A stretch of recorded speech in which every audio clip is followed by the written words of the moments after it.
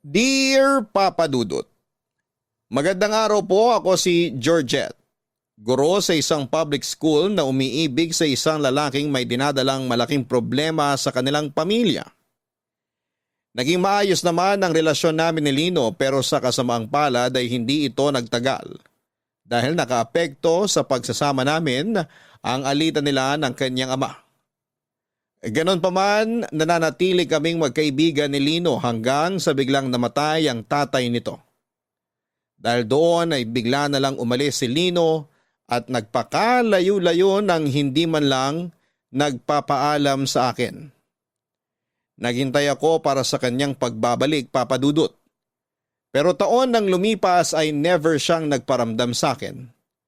Nawala na ako ng pag-asa na magkikita ulit kami kaya nag-move on na lang ako mula sa kanya. Doon po dumating sa buhay ko ang kaibigan ni Lino na si Billy. Niligawan niya ako matapos ang chance encounter namin sa isang cafe. Dahil matagal nang mag-isa ang puso ko ay sinubukan kong magmahal ulit at sinagot ko si Billy. Noong mga panahong yon ay tuluyang ko nang nakalimutan si Lino. Naging masaya naman ako sa piling ni Billy. Sa katunayan ay handa nga akong pakasalan siya kapag nag-propose siya sa akin. Ganon ako kaseryoso sa kanya, Papa Dudut. Pero ang marriage proposal na inaasahan ko ay naging mailap. Okay lang naman yon para sa akin. Wala mang singsing ay nagpatuloy ang magandang relasyon namin ni Billy. Hanggang sa isang araw, ang mundo ko'y biglang bumaliktad nang bigla na lang bumalik si Lino sa buhay namin nang walang pasabi. Nung nalaman ko ang balita ay agad ko siyang pinuntahan kasama ang nooy boyfriend kong si Billy.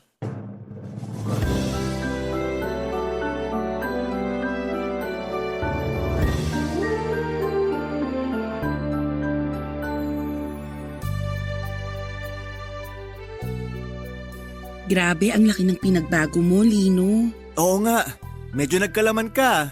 Masarap ang pagkain sa probinsya eh. Pero alam mo, nagtatampo pa rin ako sa'yo.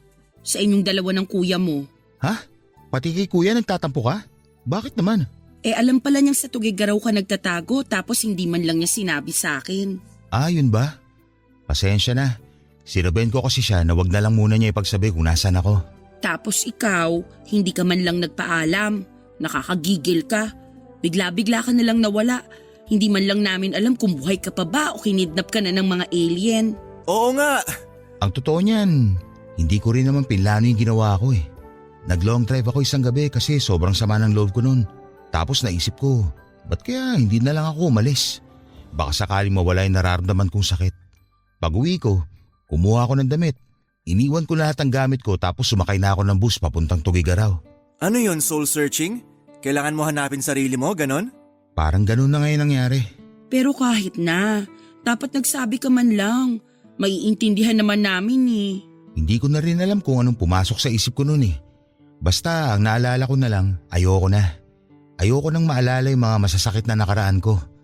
Pasensya na kung pinag-alala ko kayo. Ano pa nga bang magagawa namin? Tapos na. Nangyari na eh. Ang mahalaga, nakabalik ka na. Salamat sa pag-iintindi. So, kumusta naman ang naging buhay mo dun sa probinsya? Maganda. Tahimik, sobra. Mababait yung mga tao doon. Tapos yung environment, ibang-iba dito sa Maynila. Sobrang peaceful doon. Parang ang gaan ng buhay, walang problema. Maganda naman pala dun eh. Bakit mo iniwan yung lugar na yon? Nandito na yung buhay ko eh. Maganda doon, oo. Pero mas komportable ako sa buhay sa syudad. Tsaka, namiss ko kayo. Wala kayang Billy doon na lagi nagaya ng inuman at galaan. Si Raulo ka talaga. Alam na ba to ng tropa na nagbalik ka na? Oo, nasabihan ko ng iba. Malamang alam na rin ng lahat. Eh di ano pang inaantay mo dyan? Inuman na ulit. Basta muna tayo sa inom. Hindi pwede, dapat… teka, may tumatawag sa akin. Sino? Sa shop. Maiwan ko muna kayong dalawa. Baka nagka-problema na naman sila sa inventory. Alam nyo naman dun, hindi sila makapagtrabaho ng matino kapag wala ako. O sige, check mo muna sila doon. Lino, sa labas muna ako ha. Sige lang.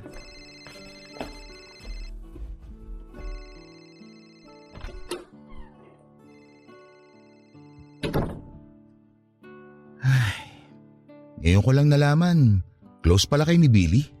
Ha? Tungkol pala dyan. Boyfriend ko na si Billy, Lino. Ha? Kailan pa? Matagal na. Mahigit 1 taon na rin kaming dalawa. 1 taon na? Hindi mo na ako nahintay? Nawala ka, Lino. Umalis ka nang walang paalam, nang walang pasabi kung kailan ka babalik. Anong hihintayin ko kung hindi naman ako sigurado kung babalik ka pa ba o hindi na? I'm sorry. 2 taon kang nawala.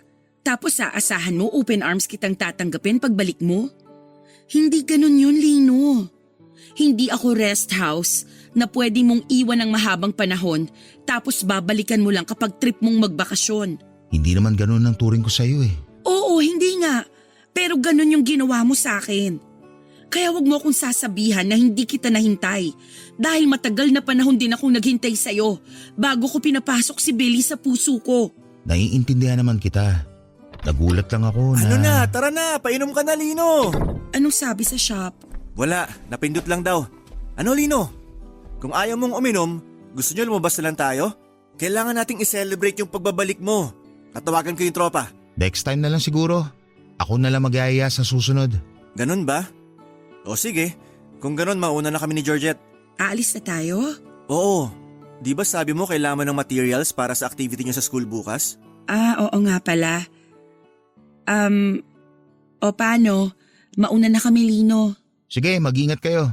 Salamat sa pagbisita.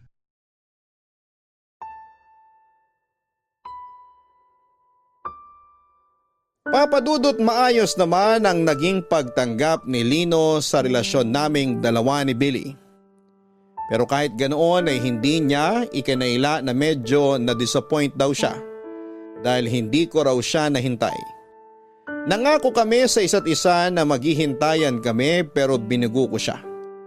Hindi naman siya nagalit sa ginawa ko dahil alam niyang may kasalanan din siya sa nangyari at totoo naman yon. Never siya nagparamdam o nag-update man lang sa buhay niya ng ilang taon at hindi rin naman pwedeng forever na lang akong maghintay para sa kanya.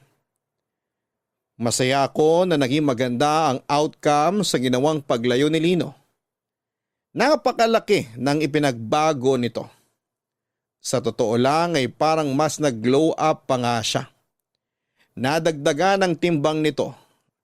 Naging maaliwalas ang mukha niya, naging masiyahin, mas open siya sa lahat. Ang kwento sa akin ni Lino ay marami siyang na-realize sa pagtira niya sa Tuguegarao.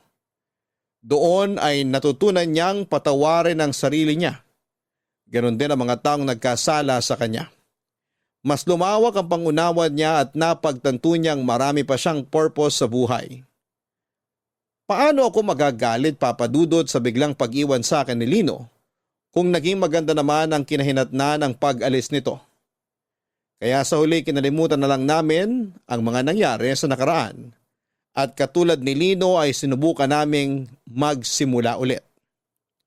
Ang problema kung ang lahat ay masaya dahil sa pagbabalik ni Lino, isang tao naman ang nagkaroon ng pangamba. Walang iba kundi ang boyfriend kong si Billy. At yun mismo ang inamin niya sa akin, Papadudot. Georgette, sandali. Ipagbubukas kita ng sasakyan. Ay wow, ang sweet naman. Anong nakain mo ngayon, ha? Dati naman na akong sweet ah. I mean, mas extra sweet ka ngayon. Ayaw mo nun? Pumasok ka na. Salamat.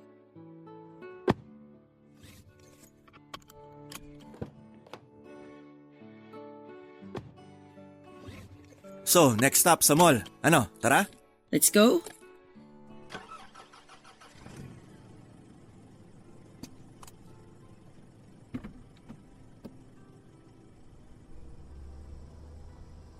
So, kumusta ka naman? Okay naman ako. Bakit mo natanong? Wala naman. Gusto ko lang malaman kung anong nararamdaman mo ngayong nagbalik na si Lino. Masaya. Kasi at least alam nating okay na siya ngayon. Bakit ikaw? Hindi ka ba masaya para sa kanya? Masaya rin ako na nagbalik na siya. Pero Walang pero, masaya talaga ako. parang may something na ayaw mong sabihin eh. Ano yon? Sabihin mo na. Iniisip ko lang kung bakit siya bumalik. Kung maganda na pala yung buhay niya sa probinsya, bakit pa siya bumalik dito? Hindi ba nasagot na niya yan? Sabi niya, na-miss niya yung buhay dito sa Maynila. Kayong kabarkada niya, na-miss niya. Kami ba talaga yung sadya niya kaya siya bumalik? O baka naman ikaw? Ha? Bakit naman ako magiging sadya ni Lino? Alam naman natin pareho na may nakaraan kayong dalawa. Hindi natin maikakaila yun. O tapos, yung nangyari sa amin, tapos na yon. Katulad nga ng sinabi mo, nakaraan na yon. Hindi ko alam kung bakit issue yun sa'yo ngayon. Hindi naman siya issue sa akin. Napapaisip lang ako kung isa ka ba sa rason kaya niya iniwan yung buhay niya sa probinsya at bumalik siya rito. Hindi ko alam. Pero kung sakali mang isa ako sa mga rason kung bakit siya bumalik, may problema ba dun? Para sa akin meron. Ano? Ano namang magiging problema dun? Kasi baka ibig sabihin nun may inaasahan pa siya sa'yo. Gusto ka pa niyang balikan, ganon. Billy, hindi na mangyayari yun. Nasabi ko na kay Lino na ikaw na ang boyfriend ko ngayon. Malinaw na sa kanya na wala na siyang babalikan. Kung sakali bang hindi naging tayo, may chance ba na maging kayo ulit ngayong nagbalik na siya? Yung mga tanong mo, mga tanungan ng taong overthinker eh. Kailan ka pa naging overthinker? Simula nung na-realize ko na malaki ang chance na may kaagaw na pala ako sa'yo. Alam mo Billy, hindi mo na kailangan mag-overthink. Kasi wala na mga agaw sa akin. Kung anumang namagitan sa amin ni Lino noon, tapos na yon. Sigurado ka ba? Oo naman. Natatakot lang naman ako na baka biglang bumalik yung feelings nyo sa isa't isa eh. Hindi na mangyayari yon kasi ikaw na yung mahal ko. Ikaw ang boyfriend ko. Salamat sa assurance. Huwag mo nang isipin yung mga bagay na yan kasi tinatakot mo lang sarili mo. Alam mo kung anong magandang gawin natin bago tayo bumili ng materials?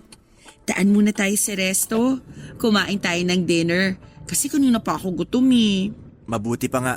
May alam akong masarap na resto malapit sa mall na pupuntahan natin. Go! Tara! Sa mga sumunod na linggo ay walang ibang ginawa si Lino kundi ang balikan ng mga kaibigan at kamag-anak na bigla na lang niyang iniwan. Lahat sila in-update niya tungkol sa buhay niya at humingi na rin ng pangunawa sa biglang pagkawala niya.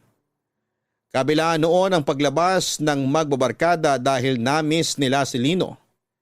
At dahil nasa parehong barkada si Billy ay palagi rin ako naiimbitahan sa mga ganap nila noon. Papadudot isang bagay ang napansin ko kay Lino tuwing magkakasama sila ng barkada niya. Kahit umuulan ang alak ay hindi na umiinom pa si Lino. Kahit na anong pilit sa kanya ng mga kaibigan niya ay tuluyan na raw niyang kinalimutan ang alak. Para bang naging allergic na siya doon. Masaya na siya na nakikipagkwentuhan lang sa mga kasama niya kahit na hindi siya umiinom.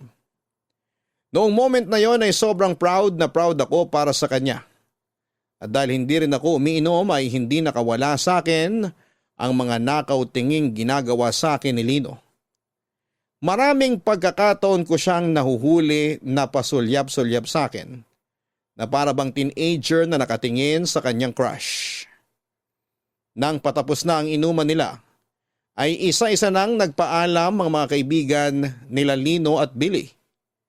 Naghahanda na rin akong umuwi noong nakita ko si Lino na aligaga at para bang gusto akong lapitan.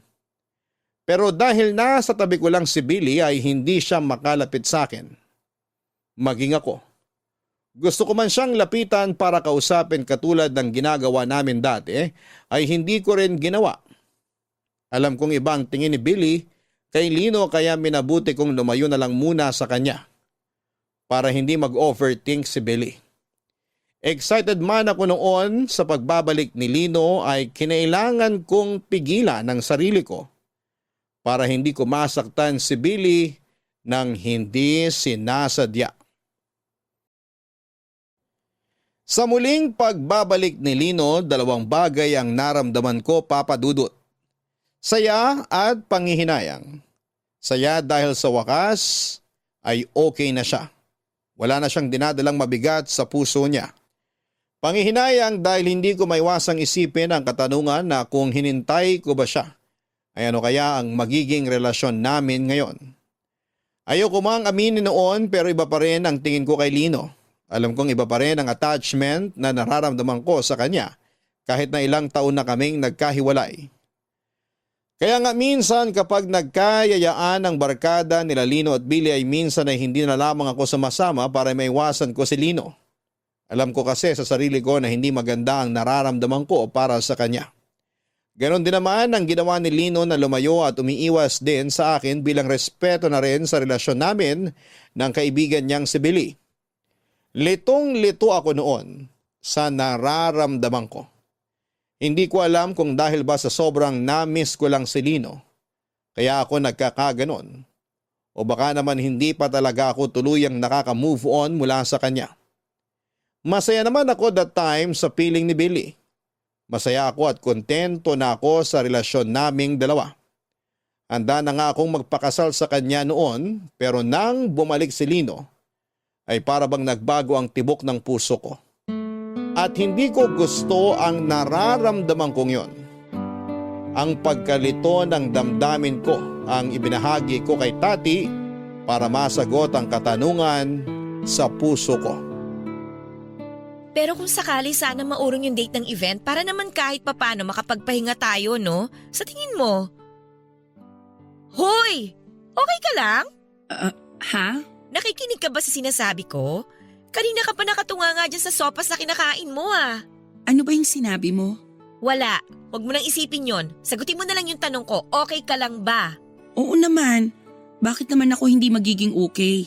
Kasi, pansin ko nito mga nakaraang araw, parang wala ka sa sarili mo. Para bang ang lalim-lalim lagi ng iniisip mo? Marami lang talaga akong iniisip ngayon. Paperworks, activities sa school, tapos malapit na exams ng mga bata. Ewan ko, sobrang crowded ng utak ko ngayon. Yun lang ba talaga? Oo, wala nang iba pa. Kasi, napansin ko rin na nagkaganyan ka simula nang bumalik na si Lino. Ha? Hindi ah. Ay nako Georgette, ako pa ba ang paglilihiman mo? Kilalang kilala na kita? Sabihin mo nga sa akin yung totoo.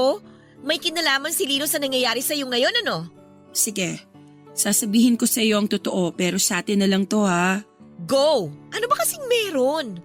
Tama yung hinala mo na may kinalaman nga si Lino sa kung bakit ako nagkakaganito. Wait, sa paanong paraan? Ginugulo ka ba niya?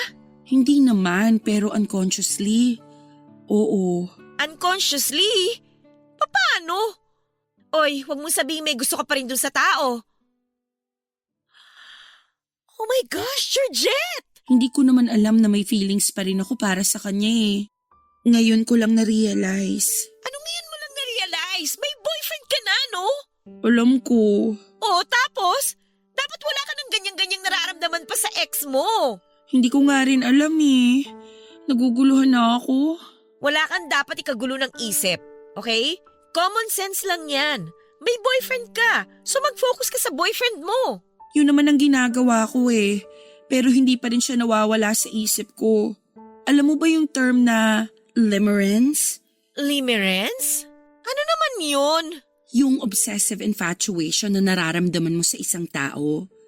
Yung bigla-bigla ka nalang nagkakaroon ng desire na makasama siya. Namimiss mo siya, gusto mo siyang kasama, obsessed na obsessed ka sa taong yun kahit wala naman siyang ginagawa. Limerence daw ang tawag doon eh. At talagang nag-research ka pa para lang panindigan yung nararamdaman mo, ha? Hindi ko nga alam kung ba't ako nagkakaganito eh. Kaya hinahanap ko yung sagot. O so kung limerence man yan, anong mangyayari ngayon? Hihiwalayan mo na si Billy? Siyempre hindi. Hindi ganun yun. Siguro ganito lang yung nararamdaman ko kay Lino kasi bigla siyang dumating pagkatapos ng mahabang panahon. Ay nako, Georgette. Tigilan mo na yung ginagawa mong pagdadahilan, okay? Tapos na kayo ni Lino. Si Billy na ang boyfriend mo. Kaya si Billy ang bigyan mo ng atensyon at wag si Lino. Baka mamaya niyan, makagawa ka pa dyan ng kasalanan na hindi mo gugustuhin. Hindi naman ako haabot sa ganun. Oo nga, pero yung isip at damdamin mo. Gumagawa na ng kasalanan, oh. Parang cheating na rin yan eh. May boyfriend ka, di ba? Pero ibang lalaki yung iniisip mo. Grabe ka naman. Ikaw ang grabe. Nahawa mo ako ng sakit mo, no? May ubot-supon na rin ako ngayon. Sorry na. Hindi ko naman gusto magkasakit. Sino bang gustong mapaos? Mukhang magaling ka naman na eh. Hindi pa ako magaling. Kailangan ko pang ipahinga to ng maigi. Speaking of pahinga, alam mo ikaw ang magpahinga dyan sa ginagawa mo. Tumigil ka na bago pa malaman ni Billy yan. Kawawa naman yung tao. Hindi ko mawari kung ano na nga ba ang nangyayari sa akin noon. Pilit kong inaalis si Lino sa isipan ko pero hindi siya mawala-wala sa utak ko. Kada oras, kahit habang nasa klase o kahit kumakain, ay bigla na lang siyang sumusulpot sa isip ko. At tuwing naaalala ko siya ay bigla akong nakakaramdam ng excitement. Bago matulog, pagkagising sa umaga habang naglalakad ay bigla ko na lang siyang naaalala ng walang dahilan. Nakukonsensya na nga ako noon dahil kahit kasama ko si Billy ay si Lino pa rin ang nasa isip ko. Pakiramdam ko noon ay nag-cheat ako sa boyfriend ko dahil ibang tao ang tumatakbo sa isipan ko. Hindi ko alam kung bakit dahil noong mga panahong yon ay hindi naman na kami gaanong nagkikita ni Lino dahil nga iniiwasan na namin ang isa't isa. Naging abala ako sa mga school activity at nag-focus ako sa relasyon namin ni Billy. Sobrang busy din noon si Billy sa pagpapatayo ng sarili niyang business sa tulong ng kanyang kuya. Naisip ng magkapatid na ibenta na ang bahay ng kanilang mga magulang. Pinaghatian nilang dalawa ang perang nakuha nila mula doon at yon ang ginamit ni Lino sa pagpapatayo ng business niya samantalang ginamit naman ni Edward ang pera para sa panganganak ng kanyang asawa. Noong nagkaroon ng soft opening ang food business ni Lino ay naimbitahan kami ni Billy na dumalo sa opening. At yun ang nagsilbing pagkikita naming muli matapos mag-iwasa ng ilang buwan. Nag-aalangan man ay nagpunta pa rin ako doon bilang suporta kay Lino. At para na rin hindi mahalata ni Billy na iniiwasan ko si Lino, Papa Dudut. Tati, salamat sa pagsama sa akin dito sa opening ng business ni Lino ha. Hindi ko na talaga alam kung kakayanin kong pumunta rito ng mag-isa. Ako dapat yung magpasalamat kasi makakakain ako ng libre. Libre mo naman to, di ba? Magbabayad pa ba tayo? Mukhang ililibre naman tayo ni Lino sa pagkain niya eh.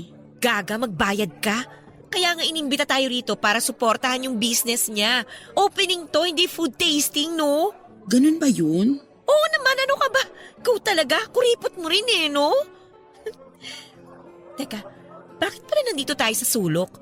Bakit hindi tayo join dun sa grupo nila dun sa harap? Ay, ayoko. Dito na lang tayo. Sinabi ko naman kay Billy na sila-sila na lang munang magsama. Total, sila naman yung barkada ni Lino. At saka idinahilan kita na wala kang kasama kaya nandito tayo ngayon sa may dulong table. Nirason mo pa talaga ako, ha? Ang galing! Galing. Bakit? Tinataguan mo ba si Lino? Eh di ba sabi mo iwasan ko siya? Yun ang ginagawa ko ngayon. Iniiwasan siya. Kung gusto mo talaga siyang iwasan, pwede namang wag ka na lang pumunta eh. Sabihin mo masama yung pakiramdam mo. Eh di parehong nagduda si Lino tsaka si Billy. Okay na yung ganito. Hindi masyadong obvious. Ikaw talaga? Gumagawa ka ng sarili mo ikakapahamak eh. Hindi ko naman ginusto tong nararamdaman ko eh. Sige nga, sabihin mo sa akin. Paano mo uutusan yung feelings mo na wag nang makaramdam para sa isang tao? Bigyan mo ng maayos na logic. Sabihan mo yung utak mo na mali ang ginagawa mo. Sa tingin mo, hindi ko ginagawa yan? Araw-araw kong nire-remind ang sarili ko na mali tong ginagawa ko, na lagi kong iniisip si Lino kahit hindi naman na dapat. Alam ko na kung ano yung problema. Hindi ikaw eh. Hindi ang isip mo. Hindi ang puso mo. Eh ano? Eh di ba bigla siyang nawala nung nagpaplano kayong magkabalikan sana kung sakali mang maayos nyo na yung sarili-sarili nyong problema? Yun yung bago namatay yung tatay ni Lino. Kaso hindi natuloy kasi nga bigla siyang nag-far away. Oo. O tapos ngayon, bumalik siya na parang walang nangyari. Oo nga, alam ko na yung mga yan. So ano yung dahilan kung bakit ako nagkakaganito? Kasi wala kayong closure. Kumbaga sa libro, bukas pa yung storya niyong dalawa. Hindi pa natatapos, wala pang ending. Hindi pa naisasara yung libro ninyong dalawa. Parang open ending yung kwento namin, ganon? Tumpak! At dahil dahil open ending ang story niyong dalawa, kung ano-ano ngayon ang tumatakbo dyan sa isip mo. Kaya hindi mo maalis-alis si Lino dyan sa utak mo. Mukhang tama ka nga. Baka ganun nga yung nangyayari sa akin ngayon. Mukhang kailangan ko nga talaga ng closure. Oh, ano pang hinihintay mo? Nandyan na si Lino, oh. Kausapin mo na para magkaroon kayo ng closure. Sandali lang. Hindi ko pa alam kung anong sasabihin ko. Wala ka namang ibang sasabihin, kundi tapusin yung ugnayan yung dalawa eh. Sabihin mo sa kanya na isasara mo na yung storya nyo, na wala ng sequel, wala ng part 2, ending na talaga. Sige, gagawin ko yung sinabi mo. Pero kailangan ko munang mag-ipon ng tapang. Kailangan ko munang ayusin tong pag-iisip ko bago kami mag-usap. Ay naku, bala ka nga. Ang maganda niyan, para mas malinawan yung utak mo, kailangan na nating kumain. Nasaan na ba yung order natin? Gusto ko na matikman yung pansit ni Lino eh. Teka nga, follow up ko lang ha. Mabuti pa nga. Gutom na rin ako eh.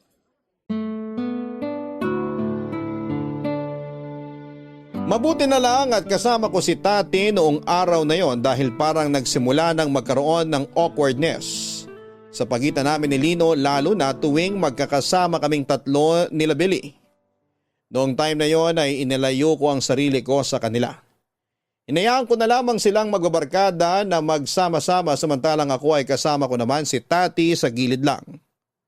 Successful ang naging opening ng food business ni Lino Papadudot.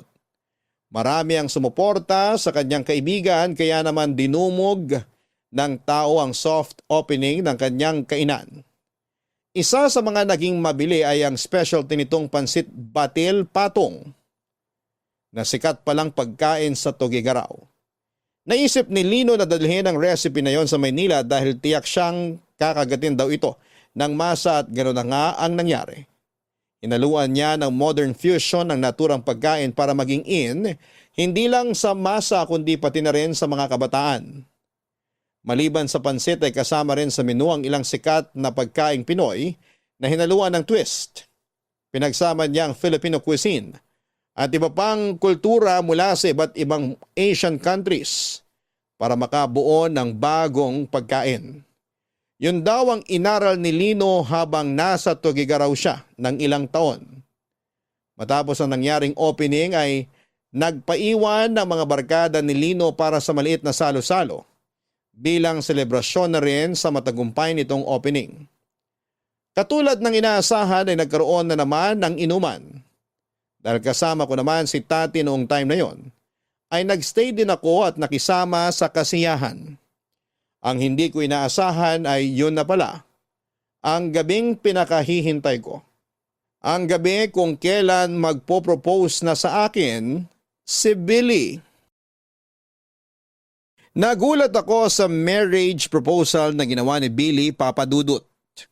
Masaya noong nagkwekwentuhan ng lahat, may ilang nagkakantahan sa videoke at ilang naman ay abala sa pag-inom noong biglang inagaw ni Billy ang mic mula sa kumakanta at nagsalita sa harapan naming lahat. Nagkaroon siya ng maikling speech tungkol sa kung gaano niya ako kamahal. Medyo awkward nga dahil nandun si Lino na nakikinig habang ikinikwento ni Billy sa lahat kung paano nabuo ang love story naming dalawa. Pagkatapos noon ay isang singsing ang nilabas nito mula sa kanyang bulsa at lumuhod sa harapan ko. Doon na niya tinanong kung gusto ko raw ba siyang pakasalan. Naghiyawan ang lahat at kinilig sa eksenang nakita nila. Dala ng pressure ay napasagot ako ng oo sa proposal ni Billy. Habang magkayakap ay hindi ko naiwasang mapatingin kay Lino. Habang nagpapalakpakan ng lahat ay nakita ko siyang nakatayo lang sa gilid. Pumapalakpak siya para sa amin pero kita ko sa mga mata niya ang lungkot kahit na nakangiti ang mga labi nito. Nung humupa na ang excitement ng lahat ay bumalik ang bawat isa sa dati nilang ginagawa. Sunod-sunod ang congratulatory greetings na natatanggap namin ni Billy. Nung nagkaroon ako ng time na kumawala ay nagpaalam ako kay Billy para kausapin si Lino at pumayag naman siya. Naisip ko na tama nga ang mga sinabi ni Tati. Kailangan lang namin siguro ni Lino ng closure para makalaya na kami mula sa isa't isa at yun ang ginawa ko ng gabing yon.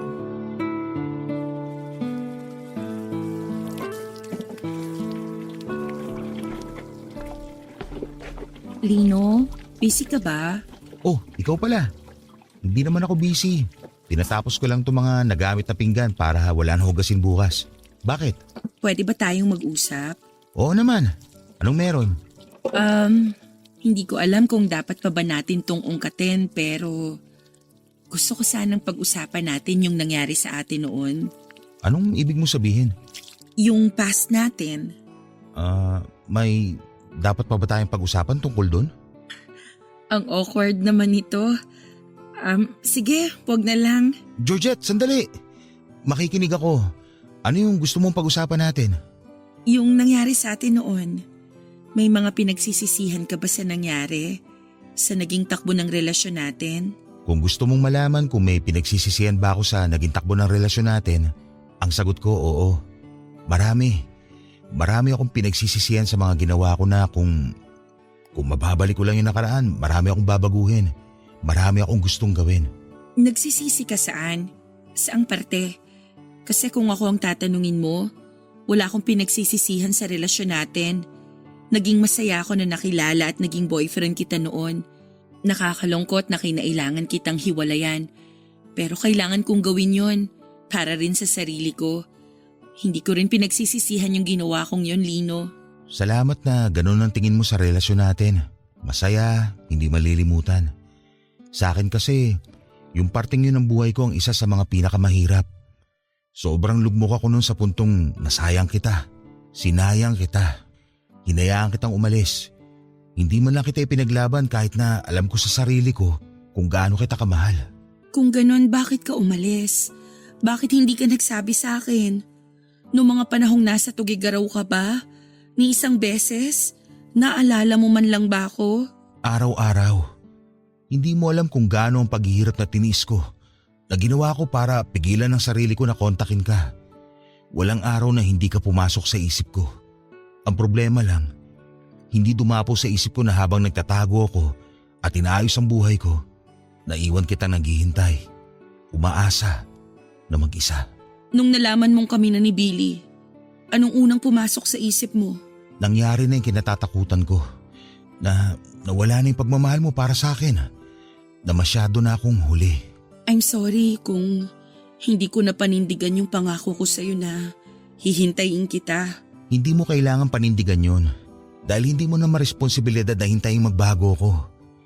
Isa sa mga natutunan ko sa relasyon natin yung hindi ko dapat binibigyan ng alalahanin yung tao minamahal ko. Kaya humihingi rin ako ng tawad sa mga responsibilidad na ibinigay ko na kung tutuusin, hindi mo naman dapat trabaho. Wala na sa akin yon. Ako naman yung nagkusa Pero sa huli, hindi ko rin naman napanindigan. Pero kalimutan na natin yon. Alam mo kung anong maganda sa sitwasyon natin ngayon? Ano? Kung ano man yung nangyari sa atin noon, tapos na yon. Pwede na natin siyang kalimutan at hayaan na lang sa nakaraan. Ang mahalaga, marami tayong natutunan sa nangyari. Ngayon, pwede na tayong magsimula ulit sa kanya-kanya nating buhay. Tama ka naman. At mukhang gano'n naman yata ang ginagawa natin ngayon, hindi ba? Oo nga, ganun nga. Anyway, congratulations pala sa business mo. Successful ang first day. Masaya ako para sa'yo, Lino. Salamat. Masaya rin ako para sa inyo ni Billy. Umasa kang susuportahan kong pagsasama niyong dalawa. Maraming salamat. Georgette, Lino, nandito lang pala kayo Kung saan-saan ko kayo hinahanap. Ano, tara na? Alis na ba kayo? Oo, nauna na rin yung iba. Mga lasing na Ikaw, kaya mo bang magmaneho? Oo naman. Kanina pa naman ako tumigil sa pag-inom Kaya nakapagpahinga na ako. Nawala na yung amats ko. O sige, tara na. Lino, maraming salamat sa pag-invite. Walang anuman. Mag-ingat kayo pa uwi ha. Salamat. Mauna na kami.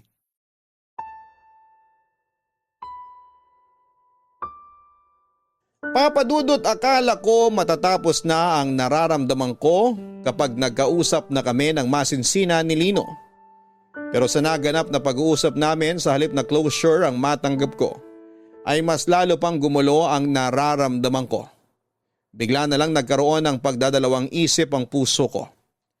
Kung noon ay willing at ready na akong pakasalan si Billy, noong time na yon ay para bang nagkaroon ako ng pag-aalinlangan. Ang kagustuhan ko noong pakasalan si Billy ay bigla na lang nabawasan dahil hindi ko mabitaw-bitawan si Lino. Alam kong mali ang nararamdaman ko kaya pilit kong inalis sa isipan ko si Lino. Tuwing nagkakaroon ng imbitasyon mula sa kanya ay hinahayaan ko na lamang si Billy na magpuntang mag-isa sa kanila para hindi ko na ulit siya makita pa. Lagi na lang akong nagrarason na busy ako sa trabaho kaya hindi ako nakakasama sa mga ganap nila. Nakakainis dahil ang tagal kong hinintay na mag-propose sa akin si Billy. Sobrang excited na ako noong pagplanuhan ang pag-iisang dibdib namin pero kung kailan nangyari na nga. Ang inaasahan ko ay saka naman ako nag-alangan. Deep inside, may nararamdaman ako sa puso ko na hindi tama. Ganun pa man ay nagpatuloy ang preparasyon namin ni Billy para sa kasal namin kahit na alam kong sa loob-loob ko. Ay nag-iisip na ako kung tama ba itong pipiliin kong landas o nasa maling direksyon ba ako, Papa Dudut.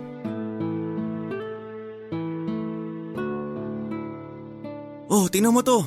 Parang maganda to. Modern rustic wedding. Pero panigurado magastos to. Vintage kaya? O normal wedding na lang? Ano nga ulit yung sabi mo nun? Di ba gusto mo ng garden wedding ba yun o beach wedding? Kasi yung panahon kasi natin ngayon mahirap tiyempuhin eh. Kaya hindi rin advisable na mag-outdoor wedding. Ano sa tingin mo? Aha, mahirap nga. Ano ba? Ano pa bang suggestion mo? Georgette, okay ka lang ba? Ha? Parang wala ka namang kalatoy-latoy ngayong araw. Masama ba pakiramdam mo? Ay hindi. Hindi, okay lang ako. Maayos naman pakiramdam ko. Bakit parang wala ka namang interest dito sa pinag-uusapan natin? Bumili pa nga ako ng wedding magazine kasi akala ko magugustuhan mo to. Pero parang nasa ibang dimension naman yung isip mo. Sorry, puyat kasi ako kaya hindi pa nagfa-function ng maayos tong utak ko. Gusto mo ba ng kape? Mag-order ako. Hindi na, salamat. Nagkape na ako sa bahay kanina. Dati-rati kapag kasal ang pinag-uusapan, sobrang excited mo. Bakit ngayon di ko na maramdaman yung excitement mula sa'yo? Marami lang talagang tumatakbo sa isip ko ngayon. Pasensya ka na ha. Tulad ng? Basta, Sabihin mo na. napaisip lang ako. Aware ka pala na matagal ko nang gustong magpakasal?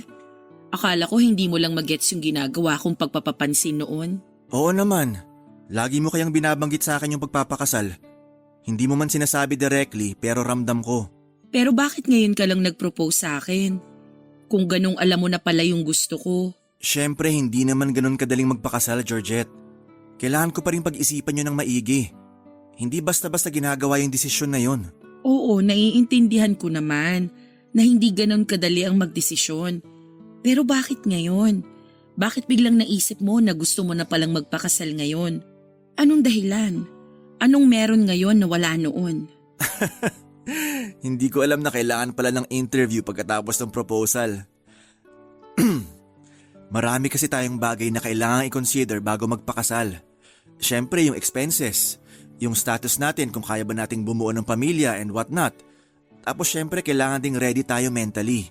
Lahat ng yon and other factors, pinag-isipan ko muna bago ko nag-propose sa'yo.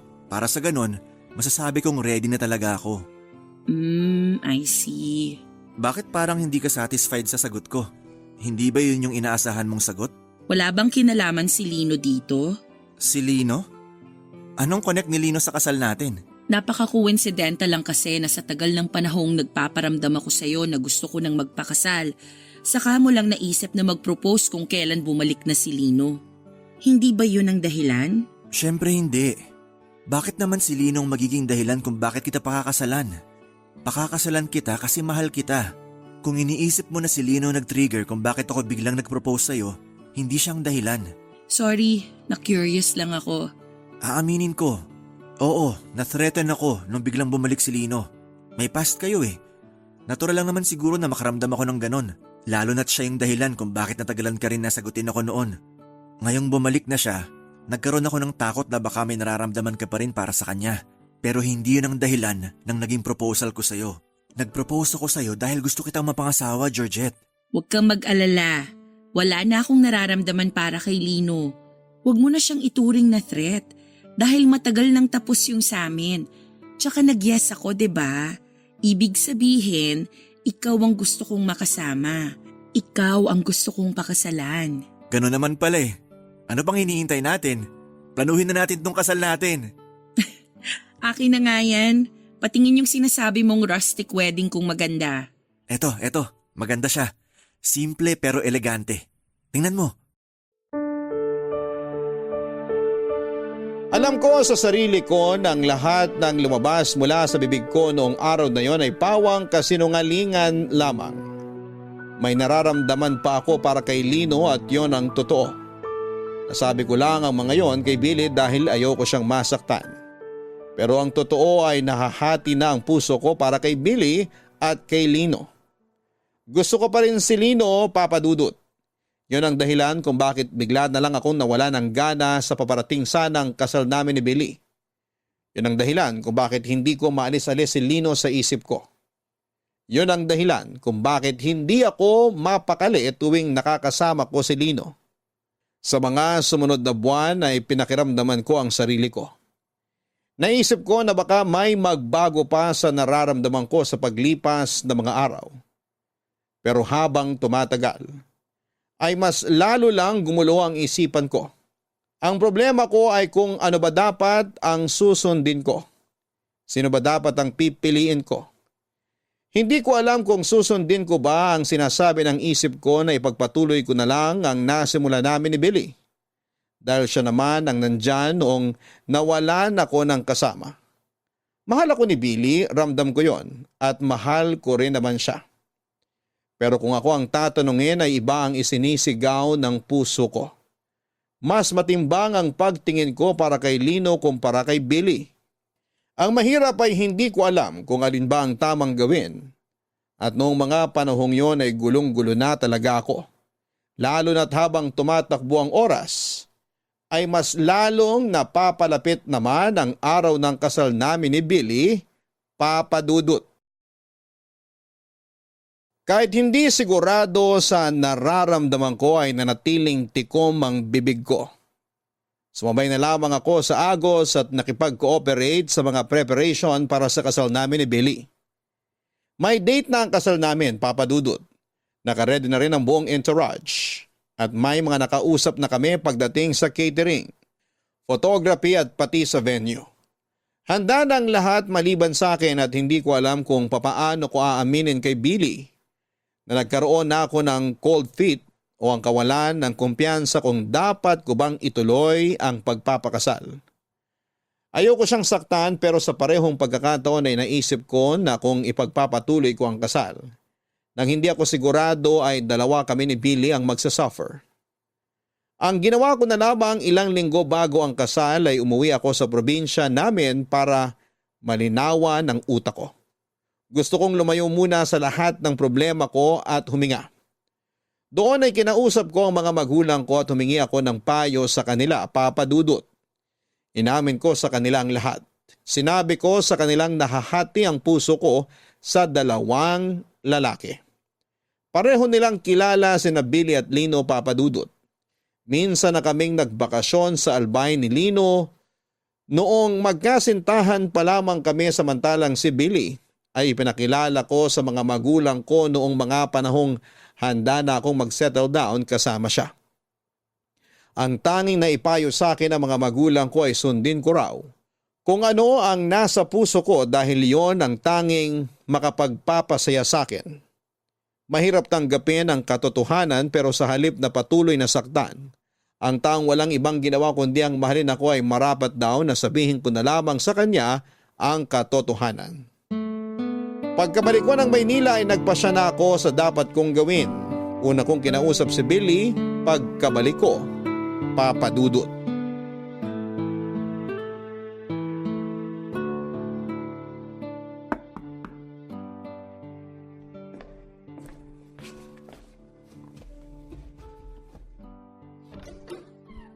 Oh, Georgette, nakauwi ka na pala? Kailan pa? Kahapon pa ako nakabalik. Kahapon pa? Bakit hindi mo man lang ako sinabihan? Kagabi pa ako tumatawag sa'yo, pero di mo sinasagot yung mga tawag ko. Marami lang akong iniisip kagabi. Sorry kung hindi ako nakapag-update. Pwede ba akong pumasok? Oo, pumasok ka. Halika.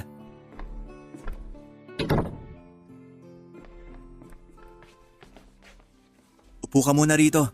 Salamat. Pasensya na sa kalat. Nasa kalagitnaan ako ng paglilinis eh. Nag-lunch ka na ba? Sakto, nagluluto ako ngayon. Huwag ka na mag-abala. Tapos na akong kumain. Ganun ba? O sige, drinks na lang. Billy, kailangan nating mag-usap. Okay. Tungkol saan? Nagpunta ako sa probinsya, hindi dahil may emergency si nanay. Umuwi ako sa amin para makapag-isip-isip. Isip-isip? Anong kailangan mong pag-isipan? Nitong mga nakaraang buwan, sobrang naguluhan yung isip ko. Hindi ko alam kung ano ba tong nararamdaman ko. Sobrang litong-lito na ako kaya umalis ako. Umuwi ako sa amin para malinawan ang isip ko. Georgette, hindi kita maintindihan. Hindi pa ako handang magpakasal, Billy. Ha? Bakit? Paanong hindi ka pa ready? Hindi ready saan? Gusto mo bang ilipat yung date ng kasal natin? Hindi yung date ng kasal ang problema. Ano? Ako yung problema. Billy, sorry pero ayoko nang magpakasal sa'yo. Bakit? Ano yung rason kung bakit ayaw mo nang ituloy yung kasal? Dahil ba to kay Lino? I'm so sorry. Sorry kung nagsinungaling ako sa'yo. Sorry kung pinaasa kita pero ang totoo, may nararamdaman pa rin ako para kay Lino. Akala ko mawawala din to kalaunan pero habang tumatagal, mas lalong lumalakas yung feelings ko para kay Lino eh. Hindi ko alam kung bakit pero yun yung totoong nararamdaman ko. Si Lino pa rin ang laman ng puso ko magpahanggang ngayon. Kung ganon, wala na talaga akong magagawa. Kahit ipaglaban ko tong pagmamahal ko sa'yo, matatalo pa rin ako kasi hindi naman talaga ako yung totoong mahal mo. Tama ba? Lahat ng ipinakita ko sa'yo noon, totoo ang mga yun. Nagkagusto ko sa'yo. Minahal kita. Ikaw na nga yung lalaking inakala kong makakasama ko habang buhay eh. Pero nung dumating si Lino, nakita ko kung paanong mas matimbang pa rin yung pagmamahal ko para sa kanya. Inaasahan ko na yan. Alam ko naman na may nauna na dyan sa puso mo. Kaya nga ako na-threaten nung bumalik si Lino kasi alam kong kapag nangyari yung kinakatakot ko, wala akong laban sa kanya. Hanggang sa nangyari na nga. Dumating na yung araw na ayaw kong mangyari. Yung piliin mo siya kesa sa akin. I'm so sorry. Sana mapatawad mo ko. Natanong mo sa akin dati kung bakit natagalan bago ako nag-propose sa'yo. Ito ang isa sa mga dahilan. Kaya ako natagalang mag-propose sa'yo kahit na gustong gusto ko nang gawin yun noon. Kasi hindi ko alam kung ano magiging reaksyon mo kung sakali mang bumalik si Lino sa buhay mo. Kaya ako nag-propose kung kailan nagbalik na si Lino para malaman ko kung sinong pipiliin mo sa aming dalawa. Akala ko nga ako na yung nagwagi kasi tinanggap mo yung singsing na binigay ko. Pero sa huli, mas mananaig pa rin talaga yung taong mas nauna na. Huwag ka mag-alala. Papalayain kita kung yun ang hinihiling mo. Ayoko rin namang maging kontrabida sa buhay nyo.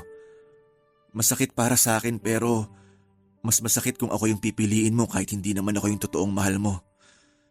Kaya, Georgette, papalayain kita.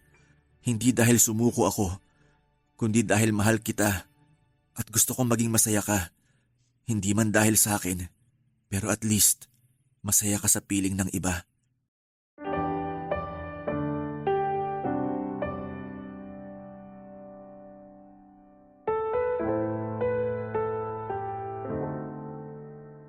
Isa na siguro sa pag-uusap namin yon ni Billy sa mga pinakamasakit na ginawa ko sa buong buhay ko. Napakabigat sa dibdib na harap-harapan kong winasak ang puso niya. Mahirap man pero yon ang nararapat kong gawin dahil noong mga panahong yon ay unti-unti nang nawawala ang intimacy na nararamdaman ko para sa kanya. Marahil ay maraming magagalit sa naging desisyon ko. Pero kung mauulit man ang araw na yon ay gagawin ko pa rin ito. Kahit na mahirap dahil yon ang nararapat. Wala nang ibang nagawa si Billy kundi ang tanggapin ang katotohanan. Nagunat ang lahat noong nalaman nila ang balitang hindi na matutuloy ang kasal. Isa-isa naming tinawagan ang mga kinontrata namin para i-cancel na ang mga reservation na ginawa namin. Pagkatapos noon ay nagpakalayo-layo si Billy para makalimot at naintindihan ko ang ginawa niyang yon. Hindi na ulit kami nagkausap matapos ang paghihiwalay naming dalawa. Nakakakonsensya man ang ginawa ko pero mas maganda na yon kesa itinuloy ko ang buhay na alam ko namang hindi rin magtatagal.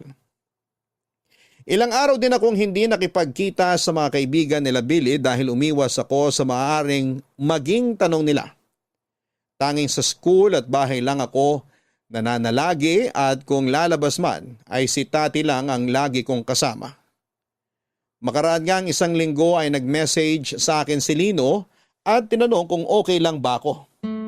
Doon ko na siya sinabihan na gusto kong makipagkita sa kanya para makausap siya, Papa Dudut.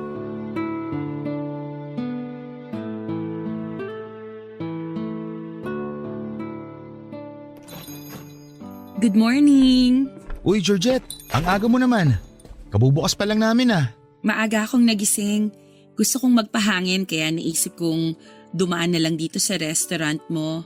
Sakto, katatapos ko lang magluto ng breakfast. Sumabay ka na sa amin. Salamat! Kamusta ka na pala? Okay ka na ba? I mean, for sure mahirap yung nangyaring hiwalayan niyo ni Billy. Maayos naman ako ngayon. Mahirap para sa aming dalawa yung nangyari pero yun ang kailangan naming gawin para hindi na kami mas lalong mahirapan. Alam kong medyo maaga pa to para tanungin. Pero ano ba kasing nangyari? Pwede ko bang malaman yung dahilan kung bakit kayo naghiwalay? May nangyari ba? Hindi mo ba talaga alam kung bakit? Hindi. Nakausap ko si Billy pero wala siyang ibang sinabi sa akin. Kundi ako na raw ang bahala sa'yo. Alagaan daw kita.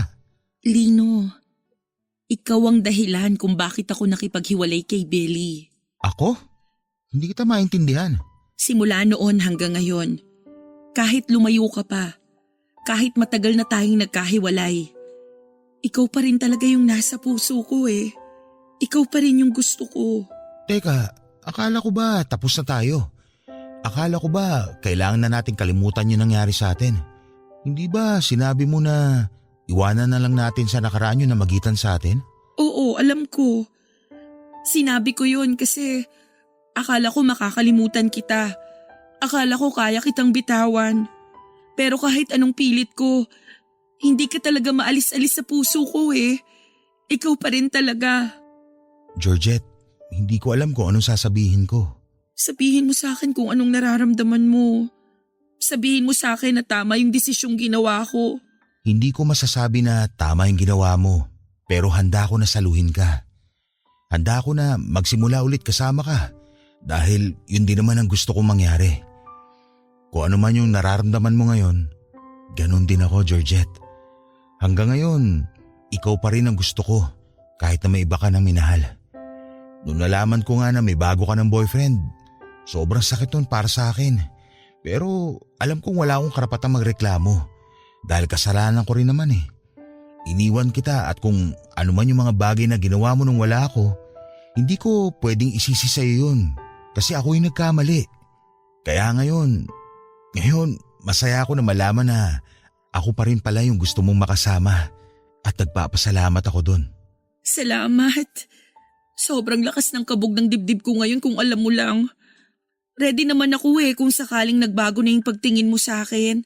Kung hindi na ako yung gusto mo, tatanggapin ko yun pero mabuti na lang. Mabuti na lang talaga. Magsimula ulit tayo. Kalimutan na natin yung nakaraan. Gumawa ulit tayo ng bagong alaala para matabunan yung mga nangyari noon. Oo, gusto ko yan. Simulan na natin ngayon.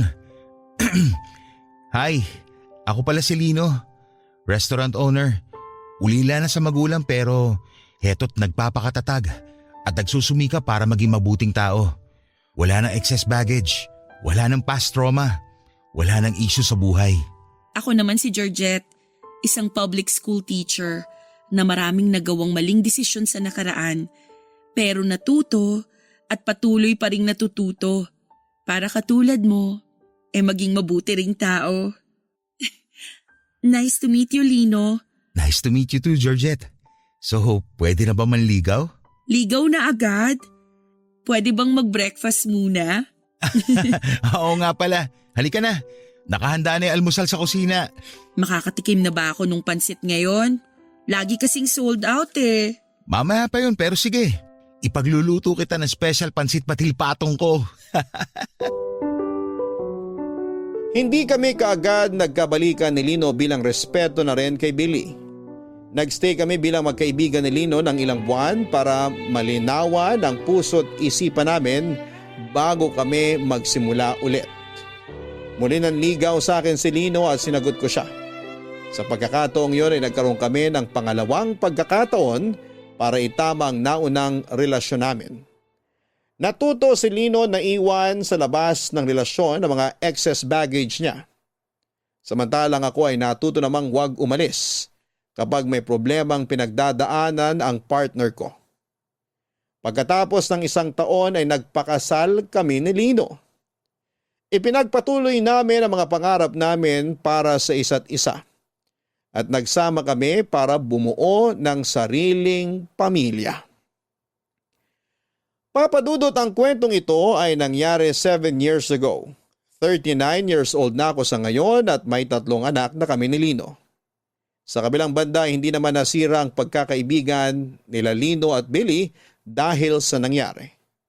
After makamove on ay nagpatuloy ang friendship nilang dalawa. Sa katunayan, may sarili na ring pamilya si Billy ngayon kasama ang asawa niya na nakilala niya noong nagpakalayo-layo siya. Si Tati naman ay tumigil na sa pagtuturo matapos mag-boom ang business nito kung saan ay nagbebenta siya ng beauty products.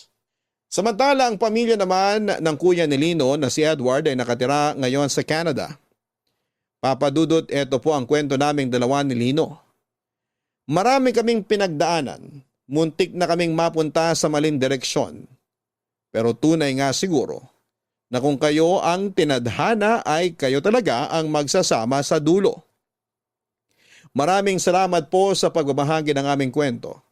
At maraming salamat po sa lahat ng kabarangay na sumubaybay hanggang sa dulo. Mabuhay po kayong lahat and more power sa inyong programa. Ang inyong forever kapuso at kabarangay, Georgette. Minsan, second chance lang ang kailangan natin para ipagpatuloy ang naudlot na samahan na kinailangang itigil dahil hindi pa tayo handa sa naunang pagkakataon na ibinigay sa atin. Maraming salamat, Georgette, sa iyong kwento. Ang mahalaga ay pareho kayo nagbago ni Lino at patuloy kayong natututo mula sa mga pagkakamaling inyong naranasan sa nakaraan at mga pagsubok na inyong pinagdadaanan. Hanggang sa muli, ako po ang inyong si Papa Dudut sa mga kwento ng pag-ibig, buhay at pag-asa. Sa Barangay Love Stories number 1. Dear Papa Dudut, mahirap ang maiwan lalo na kung wala ng planong bumalik pa ang taong nang iwan sa'yo. Ganyan po ang nangyari sa akin nung bigla na lamang umalis ang taong minamahal ko ng walang paalam. Ako po si Georgette, isang guro na umiibig kay Lino. Isang binatang hindi ko inakalang meron palang malalang family issues. Namatay ang nanay niya sa suicide at simula noon ay hindi na sila nagkaroon ng maayos na relasyon ng kanyang ama. Yun ang dahilan kung bakit nalulong si Lino sa pag-inom ng alak. Ang problema niya sa pamilya na siyang nakaapekto sa kanyang pag-uugali ang naging dahilan kung bakit kami naghiwalay. Ganon pa man ay nananatili ang pagkakaibigan naming dalawa ni Lino. Tinulungan ko siya sa kanyang problema at nangako naman si Lino na ayusin na niya ang buhay niya para sa ganon ay makabalik na kami sa dati. Pero noong namatay ang tatay niya, na wala man lang nangyaring reconciliation, ay bigla na lang ding nawala na parang bula si Lino. Nung una ay nakala naming nag-out of town lamang siya dahil naisip namin na baka nagluluksa pa rin siya sa biglang pagkawala ng tatay niya. Pero linggo ang lumipas ay hindi pa siya bumabalik. Nagsimula kaming mag-alala para sa kanya. Nag-file kami ng report sa mga pulis at nag-post din kami sa Facebook para mahanap ang kinakaroonan niya. Pero ang lahat ng efforts namin yon ay walang kinalabasan dahil hindi rin namin nahanap si Lino. Puno man ang pag-aalala, ay wala na akong ibang nagawa noon, kundi ang mag-antay at umasa na lamang sa pagbabalik niya.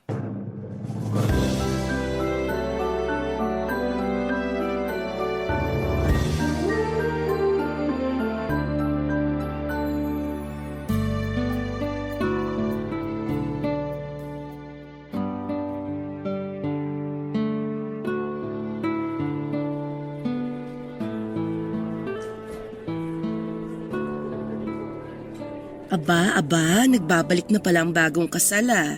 Bitin nga eh. Ilang araw lang yung leave na binigay sa akin, nakakainis. At least meron kesa naman wala. So kumusta naman ang buhay bagong kasal? Parang wala namang pinagbago. Nadagdagan lang ng singsing tong daliri ko. Yun lang. Sa bagay, matagal na nga pala kayong live-in ng mister mo kaya ganon. Pero syempre masaya kasi sa wakas, nakatali na kami sa isa't isa ng asawa ko. Congrats! Masaya ako para sa inyo. Salamat! Ikaw naman, kumusta ka na? Heto, maayos din naman ako kahit papano. Wala ka pa rin bang balita tungkol kay Lino? Wala pa nga eh. Hanggang ngayon naghihintay pa rin ako na sana kahit magparamdam man lang siya sa chat. Sabihan niya lang ako kung okay ba siya. Kung nasa mabuti ba siyang kalagayan. Paano ka i-chat nun wala naman siyang social media, di ba? Alam naman niya yung cellphone number ko eh. Ano ba naman yung magpadala siya ng kahit message na, "Uy, wag mo na akong alalahanin, nasa maayos na ang kalagayan ko. Buhay pa ako, regards na lang sa iba." Kahit ganun lang, hindi yung pinag-aalala niya kami. Wala baka gusto lang siguro nung tao na mapag-isa muna. Yung malayo sa mga taong magpapaalala sa kanya sa mga bagay na masakit pa hanggang ngayon. Alam mo naman, simulat sa pool, kahit ganun yung tatay niya, mahal na mahal niya yun. Kaya siguro nung namatayan siya ng ama, naisip niyang magpakalayo-layo muna. Gets ko naman yun at okay lang yun. Kung gusto niyang lumayo, kung gusto niyang mapag-isa, kung gusto niyang magtago para magluksa, wala namang kaso sa akin yun eh. Ang point ko lang naman, sana nagpaalaman lang siya sa akin o kahit sa kapatid niya. Wala na tayong magagawa. Nangyari na Umalis na siya. Baka ayaw na muna niya sigurong magpahanap sa ngayon. Siguro pwede. Pero paano kung hindi pala ganun yung nangyari? Paano kung may masama na palang nangyari sa kanya? Paano yung mga ginawa niya sa sarili niya? Baka mamaya bigla na lang natin mabalitaan sa TV na may bangkay na dyan sa tabi-tabi. Uy, ang morbid mo naman. Bakit ka naman ganyan mag-isip? Hindi naman siguro magagawa ni Lino yun. Nagawa niya ngang tumalon sa building nung bata siya after mamatay ng nanay niya eh. Ngayon pa kaya na namatay din yung paborito niyang magulang? Hindi yun magagawa ni Lino. Maniwala ka sa akin. Ikaw talaga kung ano yung mga pinag-iisip mo dyan. Pinapalala ng utak mo yung sitwasyon Baka mamaya niyan, nandito ka't nag-aalala. Tapos yung tao, nagpapakasaya na pala kung nasaan man siya. Sana nga ganun na lang yung nangyari para kahit papano gumaan ang loob ko. Basta, balitaan mo na lang ako kung may update ka na sa kanya. O sige, kakonta ko naman yung kuya niya eh. Tara na, Lunes pa lang ngayon, may flag ceremony tayo. Ay oo nga, sandali lang, iche-check ko muna yung mga estudyante ko. Abangan na lang kita sa quadrangle O sige, mamaya pala may itatanong ako tungkol sa LRN ng mga bata. Sige lang, tapusin muna natin yung flag ceremony, tapos pag-usapan natin yan. Sa mga sumunod na buwan ay nakipagtulungan ako sa kapatid ni Lino na si Edward para mahanap ito. Pinuntahan namin ang mga kaibigan at katrabaho nito sa pagbabaka sakaling kinontak sila ni Lino sa mga nagdaang araw pero sa kasamaang palad. Ni isa sa kanila ay wala ring alam kung nasaan si Lino noong mga panahong yon. Patuloy din noon ang pakikipag-ugnayan namin sa mga otoridad para mahanap si Lino. Pero maging sila ay hirap makahanap ng lead. Kahit unreachable ay lagi ko siyang tinatawagan sa number niya. Halos araw-araw rin akong nagpo-post noon ng picture ni Lino sa Facebook. Umaasa na may nakakita sa kanya at magsabi kung saan ang kinakaroonan niya. Hanggang sa isang araw ay isang babae ang kumontak sa akin sa Facebook. Isang picture ang pinadala niya sa akin. Picture yon ng lalaking palaboy-laboy sa Batangas. Nabuhayan ako ng loob. Dahil kamukhang-kamukha ni Lino ang nasa litrato, Papa Dudut. Noong nalaman ni Edward ang tungkol sa message ay agad kaming nagpunta sa Batangas para hanapin ang babaeng nakakita kay Lino. Pinuntahan namin ang palaboy na nakapwesto noon sa isang public market. Pero noong nakita na namin ito ng personal ay hindi siya si Lino. Bagkos ay kahawig lamang niya ito. Dumaan pa ang mga buwan ay unti-unti na kami noong nawawala ng pag-asa na mahanap pa si Lino. Ang last resort lang na tanging naisip ni Edward ay ang magpunta sa Tuguegarao na siyang probinsya ng kanilang ina para doon i-check si Lino, Papa Dudut. Ano palang sadya mo? Bakit ka na pa rito? Galing ako sa bahay nila tati. Since malapit ka lang naman, naisip kong dumaan. Bakit parang paus ka pa rin hanggang ngayon? Ang tagal na niyan ah. Oo nga eh. Medyo kinakabahan nga ako sa totoo lang. Kaya pina-check up ko na. Ano raw ang sabi? Sa stress daw. Kaya ang bilis bumagsak ng immune system ko. Kaya lagi akong may ubo at inaatake ng allergy ko. Kakaisip mo siguro kay Lino yan. Siguro nga. Ang totoo. Kaya rin ako napadaan kasi makikibalita sana ako sa'yo. Ay, wala pa siyang paramdam eh. Cannot be reached pa rin yung phone niya. Ganun ba? Mag-aapat na buwan na siyang nawawala. Hindi ka ba nag-aalala? Siyempre nag-aalala ako para sa kapatid ko. Pero anong magagawa ng pag-aalala natin? Wala naman tayong lead. Pati nga mga pulis, hindi rin alam kung paano siya hahanapin eh. Eh yung mga kaibigan kaya niya, wala rin silang balita? Wala rin siguro. Sinabihan ko naman sila na abisuhan agad ako sakali magparamdam sa kanila si Lino. Ay, naku Lino, nasa ang lupalop ka na ba ng mundo? Next week pupunta ako ng Tuguegarao. Susubukan ko siyang hanapin doon. Hindi ba sabi ng mga kamag-anak ninyo na nandun, wala naman dun si Lino? Oo, yun ang sabi nila. Pero malay natin, baka hindi lang din nagpapakita si Lino sa kanila. Kaya hindi sila aware na nandun pala siya. Oo nga no. Yun na lang kasi yung naiisip kong lugar na pwedeng puntahan ni Lino eh. Paano kung wala talaga siya dun? Kung wala siya dun, hindi ko na alam. Baka siguro, tanggapin ko na lang na ayaw na talaga niya magpakita sa atin. Ano ba kasing pumasok sa isip ng taong yun? Bakit bigla siyang nag-alsa balutan? Nakakainis? Masyado niya sigurong dinamdam yung pagkawala ni Papa. Ganun yun eh. Masyado siyang sensitive. Sa aming dalawa siya yung pinaka-emosyonal. Pareho sila ni Mama. Mas nananaig yung damdamin kesa sa pag-iisip. Napansin ko nga kung gaano katigas yung puso ng papa niyo pagdating sa kanya. Ganon naman kalambot ang puso ni Lino. Ang problema kasi niya, madali siyang mapanghinaan ng loob. Yung tipong kahit hindi naman siya yung kaaway pero kapag may mahal siya sa buhay na nag-aaway, maging siya nasasaktan. Kaya nga naiintindihan ko yung ginawa niya noon eh. Nagawa niya lang na magsumbong sa mama namin kasi nasasaktan siya na nagloloko pala si Papa. Pero nakwento niya sa akin na nagalit ka rin sa kanya noon. Oo, may time na sinisi ko siya. Bata pa ako noon eh. Hindi pa ako ganun ka-mature mag-isip. Nawalan din ako ng ina eh kaya naghanap ako ng masisisi. Si Lino yung sinisi ni Papa kaya si Lino na rin yung sinisi ko. Hindi ko ma-imagine kung anong nararamdaman ni Lino noong mga panahong yon. Nawala na siya ng nanay, galit pa sa kanya yung tatay at kapatid niya. Isa yon sa mga pinagsisisihan ko. Kaya siguro naging ganun siya kasi nawalan siya ng kakampi. Yung kaisa-isang kapatid niya na dapat matatakbuhan niya, nagalit din sa kanya. Pero bumawi ka naman eh. Nakita ko naman na hanggang ngayon, isa ka sa mga hinahangaan ng kapatid mo. Nakabawi nga ako pero huli na. Naisip ko nga, kung sana hindi ko tinalikuran si Lino nung bata pa kami. Baka siguro hindi ganito yung klase ng buhay niya eh. Wala na tayong magagawa sa nangyari na. Kahit naman malaman mo ang sagot yan, wala pa ring magbabago eh. Ang gawin na lang natin ngayon, hanapin si Lino para masiguro nating nasa mabuting kalagayan siya. Yan na nga mismo ang ginagawa ko. Nakalive na ako sa trabaho ngayon. Sana nga tama yung hinala ko na nasa Tuguegarao siya. Sana nga, Balitaan mo na lang ako. Oo naman, babalitaan kita agad. Mauna na ako. O paano? Mag-iingat ka pa uwi ah. Salamat.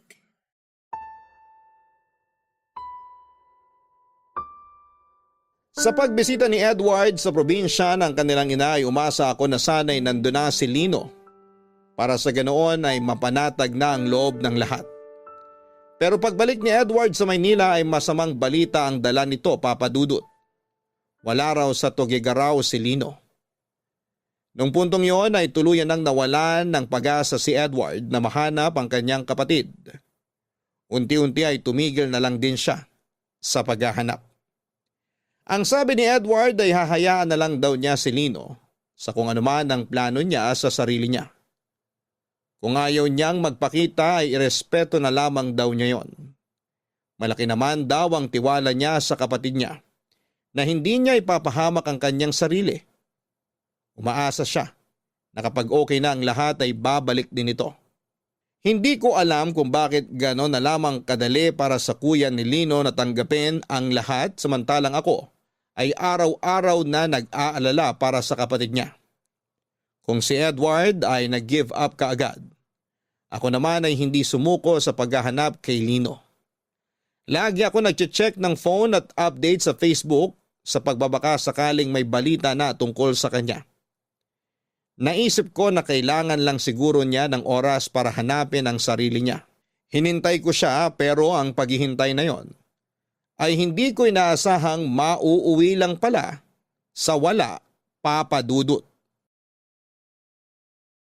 Mabilis na dumaan ang ilang buwan, walang Lino na nagparamdam.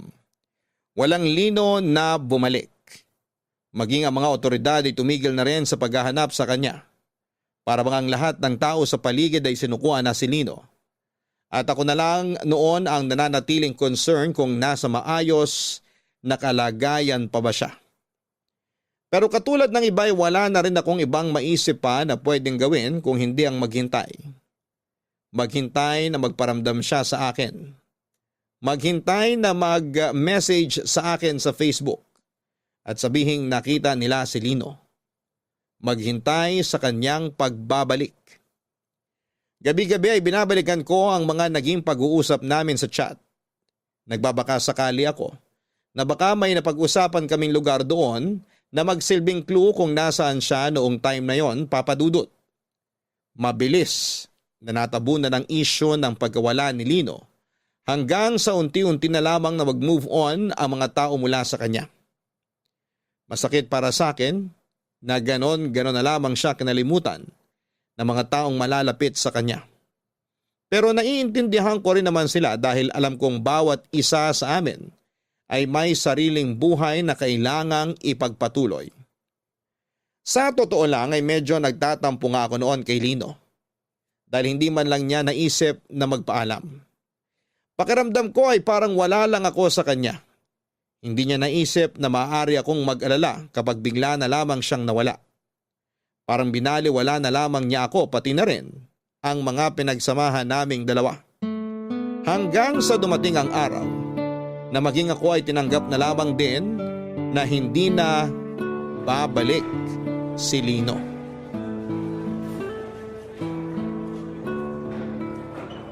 Georgette! Halika rito! Sandali, nandyan na. Wala bang nakaupo rito? Wala. Halika, umupo ka na dyan. Ngayon ka lang magbe-break? Patapos na ang recess ah. Tinapos ko yung report ko. Hinahanap na ni principal eh. Anong report? Tungkol sa pinuntahan kong seminar nung weekend. Yung tungkol sa paggawa ng storybook? Oo, ako yata yung ilalaban niya sa storybook writing competition eh. Ay, Shala, writer ka na pala ngayon? Wala namang ibang choice. Busy naman kayo lahat para sa intrams, kaya ako yung pinili niya. Pero last week pa yung seminar na pinuntahan mo, di ba? Bakit ngayon ka lang gumawa ng report? Nalimutan ko, nasa iba yung focus eh. Alam mo, nakakaapekto na talaga sa trabaho mo yung pag-iisip kay Lino, ha? Masama bang mag-alala sa kanya? Kaibigan mo rin siya. Hindi ka ba nag-aalala? Nung una, nag-aalala ako. Pero matanda na yun eh. Alam na niya yung ginagawa niya. Kung ayaw niya magpakita, tanggapin na lang natin. Nang gano'n na lang? Bakit ba Parang sobra-sobrang pag-aalala mo kay Lino.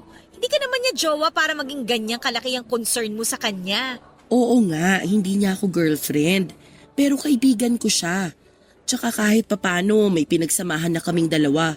Hindi mo na maaalis yung pagiging concern ko sa kanya. Ang tanong, concerned ba siya sa'yo?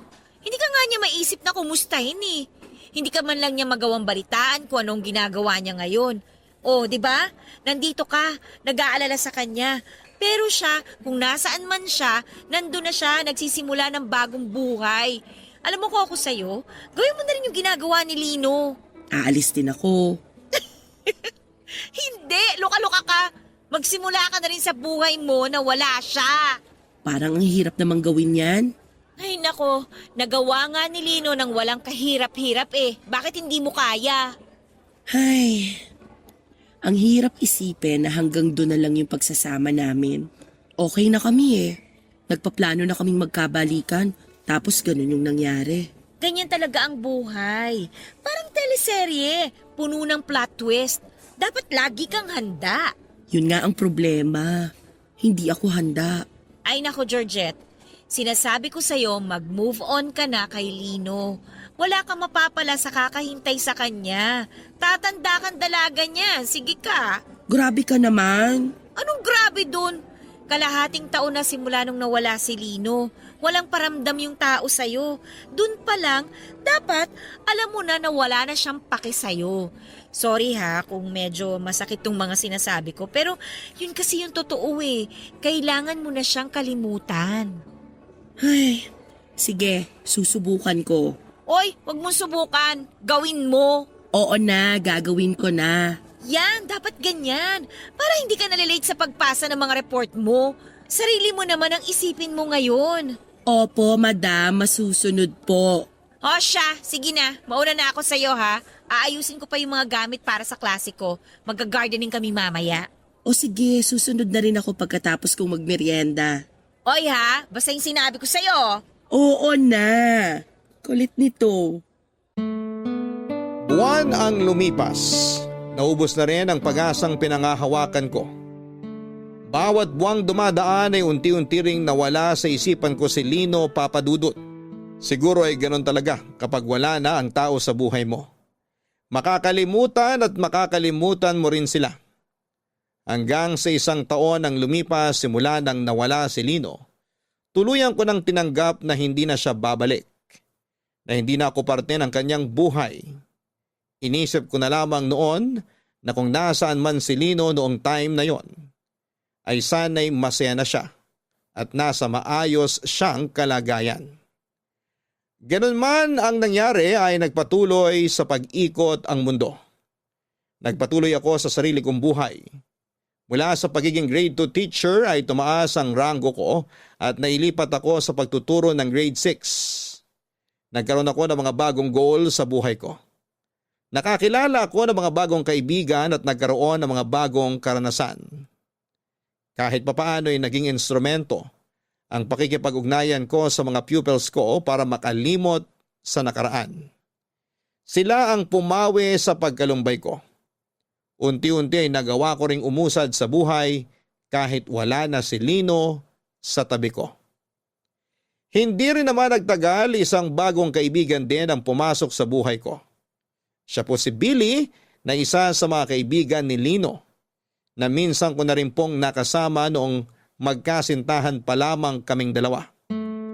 Aksidente kaming nagkatagpo noon sa isang coffee shop matapos ang mahabang panahong walang komunikasyon.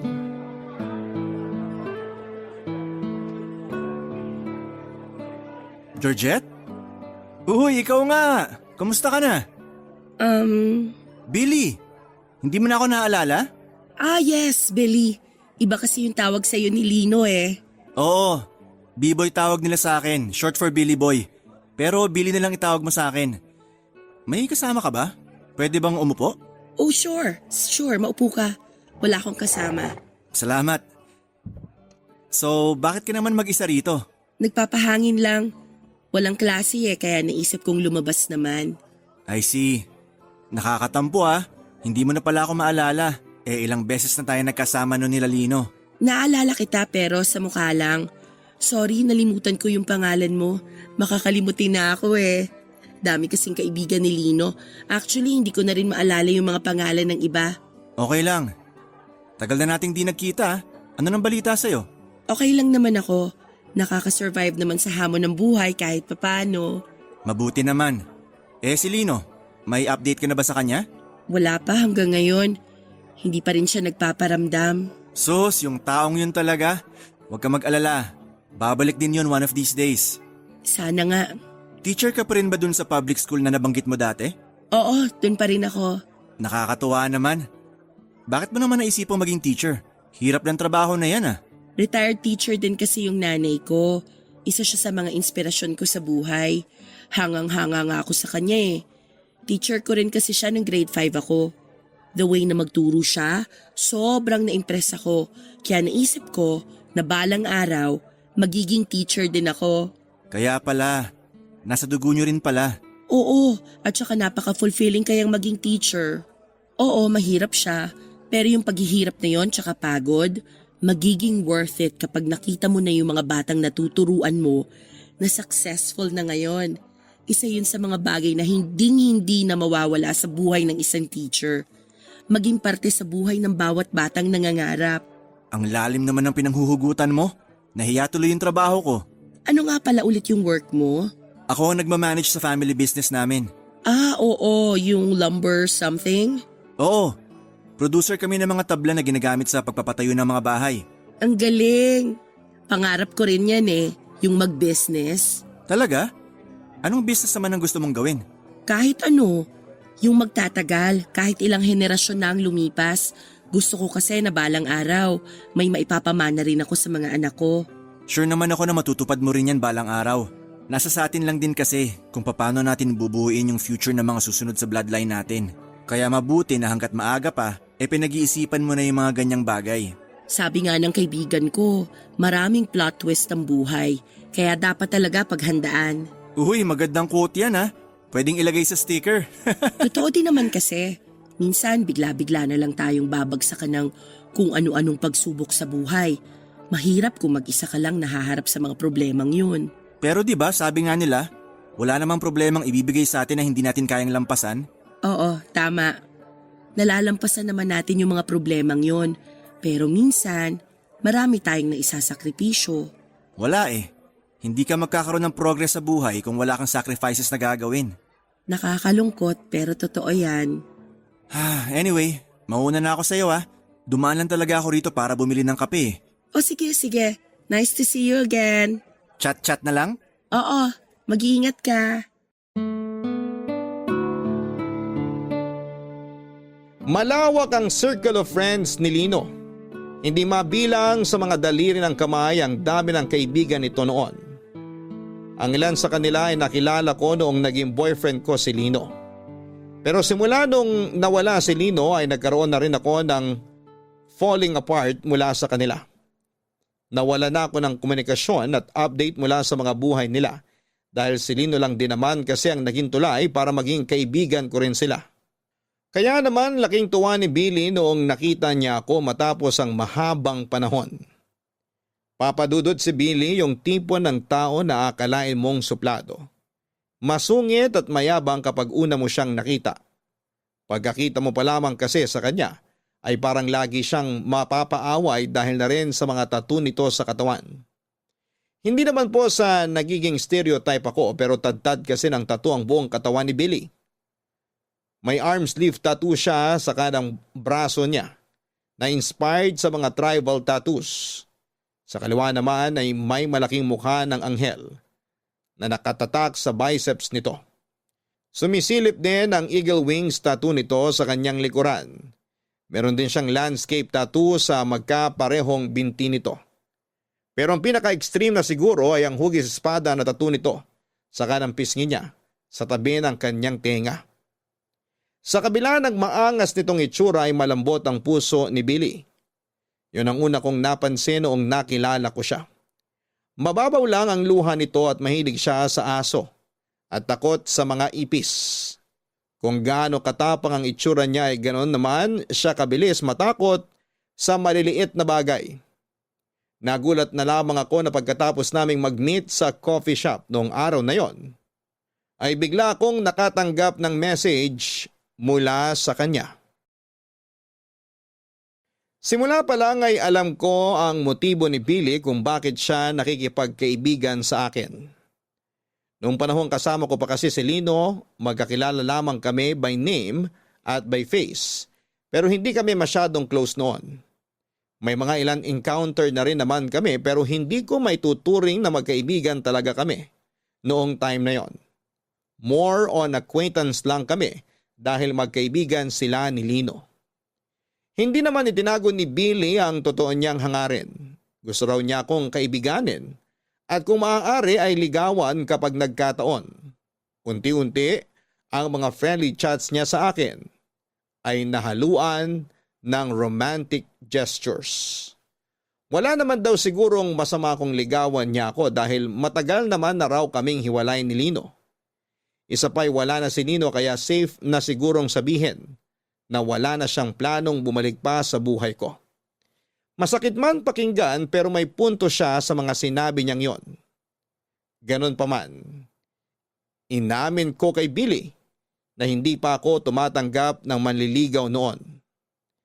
Hindi ko rin alam kung bakit, siguro ay dahil may parte pa ng puso ko ang patuloy na naghihintay sa pagbabalik ni Lino. Nangako kasi ako noon na hihintayin ko siya at susubukan kong gawin yon. Naikwento ko kay Tati ang biglang pagdating ni Billy sa buhay ko. Meron na? May nanliligaw na sa'yo? Oo, si Billy. Kaibigan din ni Lino. OMG! Totoo? Kaibigan ni Lino yung nanliligaw sa'yo? Oo. Bakit naman ganyan yung reaksyon mo? Wala naman. Alam mo, sikat ka talaga sa mga yayamaning boys, no? Nagkataon din lang naman siguro yun. Siyempre, ang daming kaibigan ni Lino. Hindi naman imposible na may isang magkagusto sa akin. Pretty kaya tong best friend mo. Sa bagay, totoo din naman. Pambato naman talaga yung ganda mo. Pero, hindi ba parang weird yun? Kaibigan ng ex mo yung nanliligaw sa'yo? Hindi ba parang may bro code eme-eme sila na bawal ligawan yung mga ex ng tropa? Malay ko, hindi naman ako lalaki eh. Hindi, meron din ganun sa ating mga babae, di ba? Off limits ang ex ng kaibigan. Wala naman sigurong masama doon. Ex naman eh, hindi naman inagaw. Pero weird pa rin. Para sa akin lang naman yun, ha? So ano ba? Describe mo naman sa akin kung anong itsura ng Billy na to. Nakita ko na ba siya? Hindi ko lang sure kung nagkita na kayo. Basta tadtad ng tattoo yung katawan niya. Parang may na-meet na ako before na ganyan. Pero hindi ko na maalala yung mukha eh. Cute ba? Cute din naman. Medyo nakakatakot nga lang yung mga tattoo niya sa katawan. Baka mamaya adik pala yan, ha? Oy, hindi masyado ka namang judgmental. Porke may tattoo, adik agad. Eh, sabi mo kasi nakakatakot. Yung tattoo lang pero hindi yung tao. Ang bait kaya ni Billy. Magalang siyang tao, mapagkumbaba, walang ere sa katawan at saka sweet. Bet mo? May itsura siya. Maganda yung personality niya. Pero to be honest, hindi ko siya nakikita bilang boyfriend eh.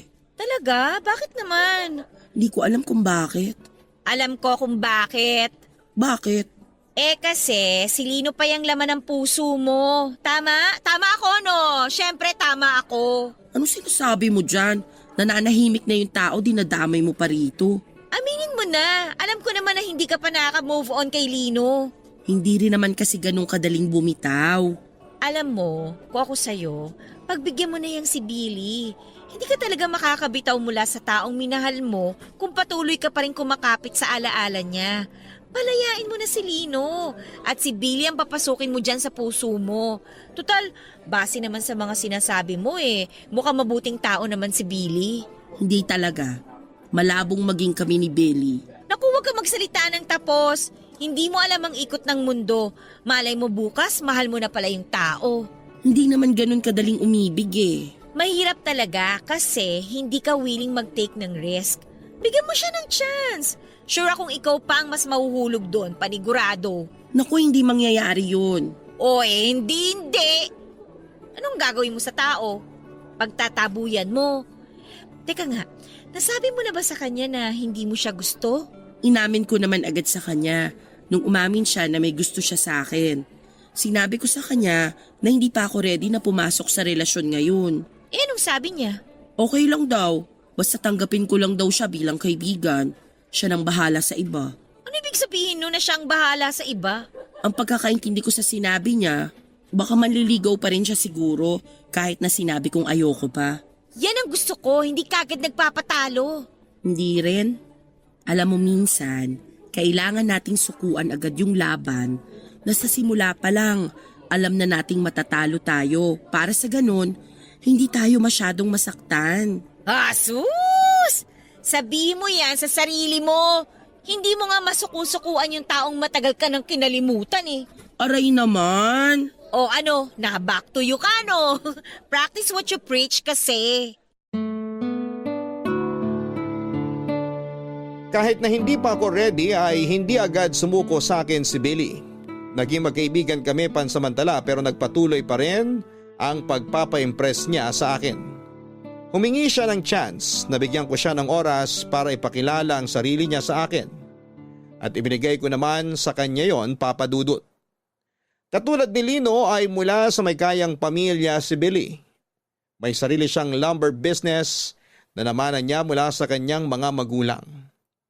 Pangatlo siya sa 4 na magkakapatid at nakapagtapos sa isang kilalang university. Nanligaw na nanligaw sa akin si Billy hanggang sa nasanay na lamang din ako sa presensya niya at naging komportable na rin ako sa kanya.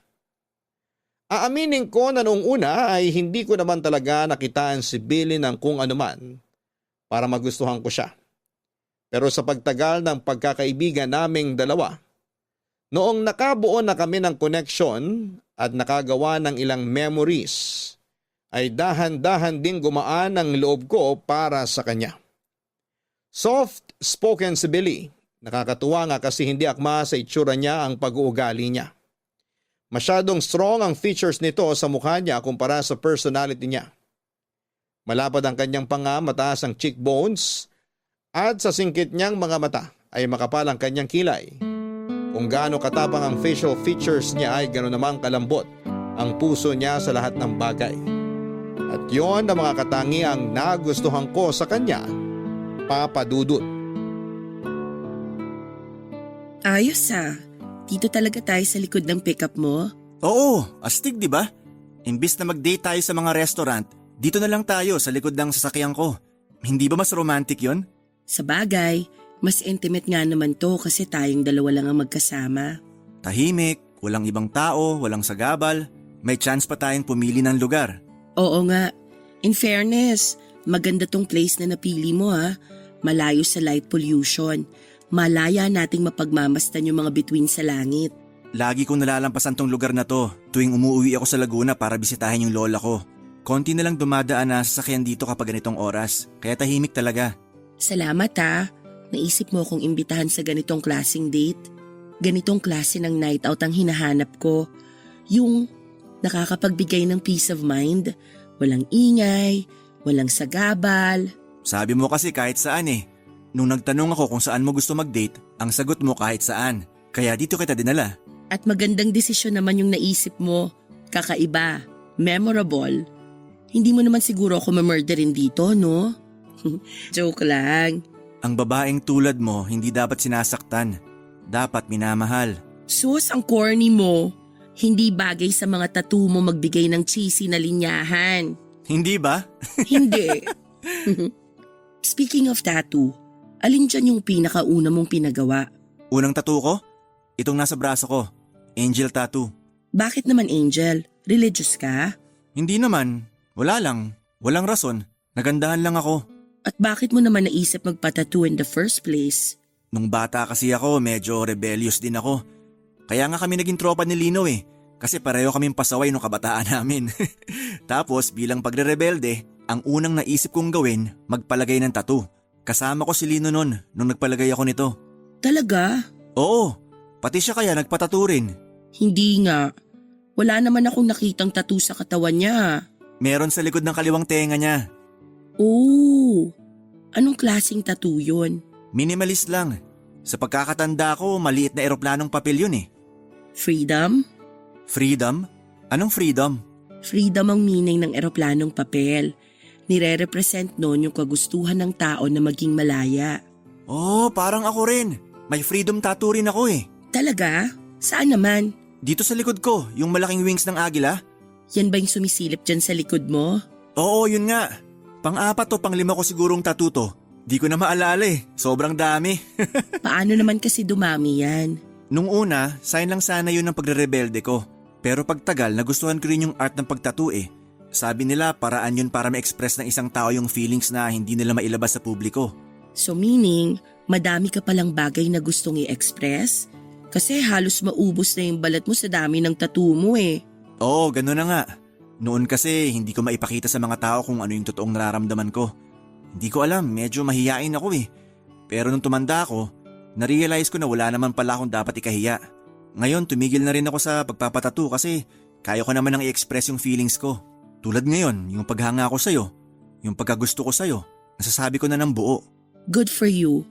Maganda yan kasi kapag malaya mong na-express yung feelings mo, hindi ka mapapaikot ng mga tao sa paligid mo. Ang tanong, ganon ka rin ba? Nasasabi mo ba sa mga tao kung ano yung totoong nararamdaman ng puso mo? Minsan oo, minsan hindi. Depende sa taong kasama ko. Eh ako, anong masasabi ng puso mo tungkol sa akin? Ikaw? Masaya kang kasama, Billy.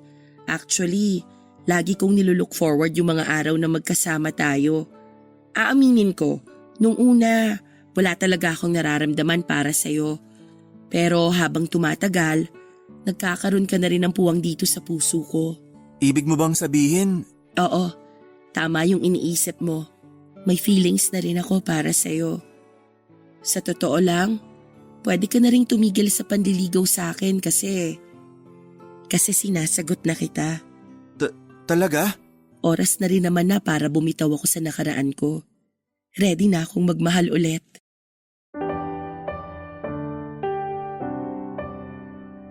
Papadudot, pinatunayan sa akin ni Billy na tama nga ang naging desisyon kong sagutin ko siya. Lagi akong nakakaramdam ng comfort kapag kasama ko siya. Siya na ang nagsisilbing safe space ko sa araw-araw. Siya ang naging source of strength ko kapag dinadalaw ako ng mga pagsubok sa buhay ko. Sinisigurado niyang bawat araw na magkasama kaming dalawa bilang magkasintahan ay nagiging memorable. At yun ang isa sa mga nagustuhan ko sa kanya. Lagi siyang may bagong handog para sa akin. For the next 8 months ay naging masaya ang relasyon naming dalawa ni Billy. Sa katunayan ay nahigitan pa nga niya ang standard na isinet ni Lino. Never kong naramdaman na magkaiba ang estado namin sa buhay. May pagkakataon nga na tuwing nalilipasan kami ng gutom ay kung saan-saan na lamang kami kumakain, mapakarinderya man yan o mamahaling restaurant. Walang kaso sa kanya kahit nasa karinderya pa kami kumain, kahit na hindi naman talaga siya kumakain sa mga ganong klase ng kainan. Ganon siya karespeto sa bawat desisyon ko. Lagi niyang binibigyan ng importansya ang pagiging equal namin sa relasyon, Papa Dudut. Papa Dudut, tuluyan na ngang nawala sa isip ko si Lino noong mga panahong yon. Masaya na ako noon sa piling ni Billy, secured na ako nakasama siya. Wala na ako ibang mahihiling pa dahil lahat ng inaasahan at maging mga hindi ko inaasahan ay naibibigay sa akin ni Billy noon. Nasa punto na nga kami ng relasyon namin na ready na ako mag-settle down. Hindi na rin kasi ako bumabata pa at alam naman nating kaming mga babae ay limited lang ang oras namin, lalo na kung gusto naming magkaanak. Kaya naman noong sumapit na sa 1 taon ng relasyon namin ni Billy, ay nagsisimula na naming pag-usapan ang tungkol sa kasal. Pakiramdam ko noon ay siya na talaga ang para sa akin. Napakarami ko na ngang plano noon para sa future naming dalawa. Kapag nag-uusap kami ni Billy tungkol sa buhay-buhay, paminsan-minsan, ay isinisingit ko ang tungkol sa pagpapakasal. Hindi ko man directly sinasabi ay para bang nagpaparamdam na ako sa kanya tungkol sa kagustuhan kong ikasal. May times nga noon na kapag may mga sikat na taong ikinakasal o kaya ay mga kakilala naming nagpapakasal, ay lagi ko itong ibinabalita kay Billy. Umaasa kasi akong makaramdam din siya na ready na ako. Kaso nga lang ay hindi makuha-kuha ni Billy ang gusto kong ipahiwatig. Noong nag-celebrate nga kami ng Valentine's Day ay biniro ko siya. Nakala ko ay singsing na ang ibibigay niyang regalo sa akin. Ganon pa man kahit anong biro at pasaring ang gawin ko. Mukhang wala pa talaga noong plano si Billy na pakasalan ako.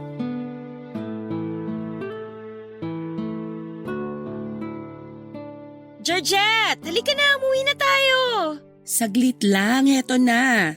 Liligpit ko lang to mga to. Ano ba yan? Yung activity ng mga bata bukas. O ayan, tara na. Gusto ko nang umuwi para maipahinga ko na tong mga paa ko. Nakakapagod tumayo buong araw. Sinabi mo pa. Pero gusto mo bang sumaglit muna tayo sa labas? Libre ko. Sa susunod na lang. Pagod talaga tong katawan ko eh. Sayang naman. Gusto ko pa naman sana mag-celebrate. Mag-celebrate ng ano? May ibabalita ako sa'yo. Wala pang ibang nakakaalam nito maliban sa asawa ko. Ikaw pa lang ang una. Ano yun? Malapit ka na maging ninang! Oh my gosh, buntis ka? Buntis ka ba? Yun ba yung ibig mong sabihin? Oo, 4 weeks! Namiss ko yung period ko, tapos sinubukan ko mag-pregnancy test at ayun, confirmed! Magkakaroon na ako ng baby! Oh, totoo ba? Congratulations! Excited na ako makakita ng mini tati. Wag lang sana magmana sa ugali ko kasi paniguradong sasakit ang ulo ko nun. Hala, nakakatuwa naman. Bigla ko tuloy na-realize na matanda na nga talaga tayo. Nagkakaanak na kayong mga kaibigan ko. True! Kaya ikaw, galaw-galaw, baka malipasan ka dyan. Heto na nga eh. Kinakarir ko na nga tong love life ko para naman makahabol ako sa inyo. May nagpaparamdam na ba? Nakakarinig ka na ba ng wedding bells? Wala nga eh. Ako yung nagpaparamdam pero parang bingi yung boyfriend ko, walang naririnig. Paano ba kasi yung pagpaparamdam na ginagawa mo? Hindi ko naman diretsang sinasabi na gusto ko nang magpakasal. Pero lagi kong ino-open sa kanya yung topic ng pagpapakasal. Na-share ko na nga sa kanya yung dream wedding ko eh. Kung sino yung gusto kong mga nasa entourage, kung ano yung kulay ng damit na mga dadalo at kung ano pa. Tapos, ano naman ang reaksyon niya? Nakikiplano din naman siya. Nagsishare din siya ng mga gusto niyang gawin sa kasal. O yun naman pala eh. Pero wala naman kasing nangyayari. Wala namang singsing. Wala pang pagluhod na nagaganap. Mas maganda siguro kung tapatin mo na siya. Sabihin mo sa kanya na gusto mo na magpakasal. Ganon kasi yung mga lalaki eh. Hirap silang makagets ng context clues. Kailangan diretsahan. Ganon kasimple ang pag-iisip ng mga lalaki. Ayaw nila yung mga nanghuhula sila. Ang pangit naman kasi kung ako magsasabi nun. Tsaka alam mo, feeling ko, gets niya naman yung gusto kong palabasin eh. Ayaw niya lang kagatin. Huwag mo na lang kasi munang pangunahan. Malay mo, nag-ready na pala siya. Mas maganda yung wala kang ine-expect. Mas masaya yun. Sure naman ako na pakakasalan ka ni Billy eh. Alam kong mahal ka nun. Pero kailan? Kapag menopause na ako? Gaga, 45 pataas ang menopausal stage ng babae. 31 ka pa lang ha, yan ang kagad ang iniisip mo. Hindi naman siguro ganun katagal bago mag-propose si Billy. Ay, sana nga. Huwag mo na nga isipin yan. Masyado ka kasing overthinker eh. Alam mo, halika na. Samahan mo na ako mag-milk tea at kwek-kwek. Libre ko! Ay, sige na nga. Tara na. Pero kwek-kwek lang. O di sige, shawarma kung gusto mo. Ayan, mas gusto ko yan. Gusto ko shawarma rice ha. Oo na, halika na. Marami pa tayong pag-uusapan.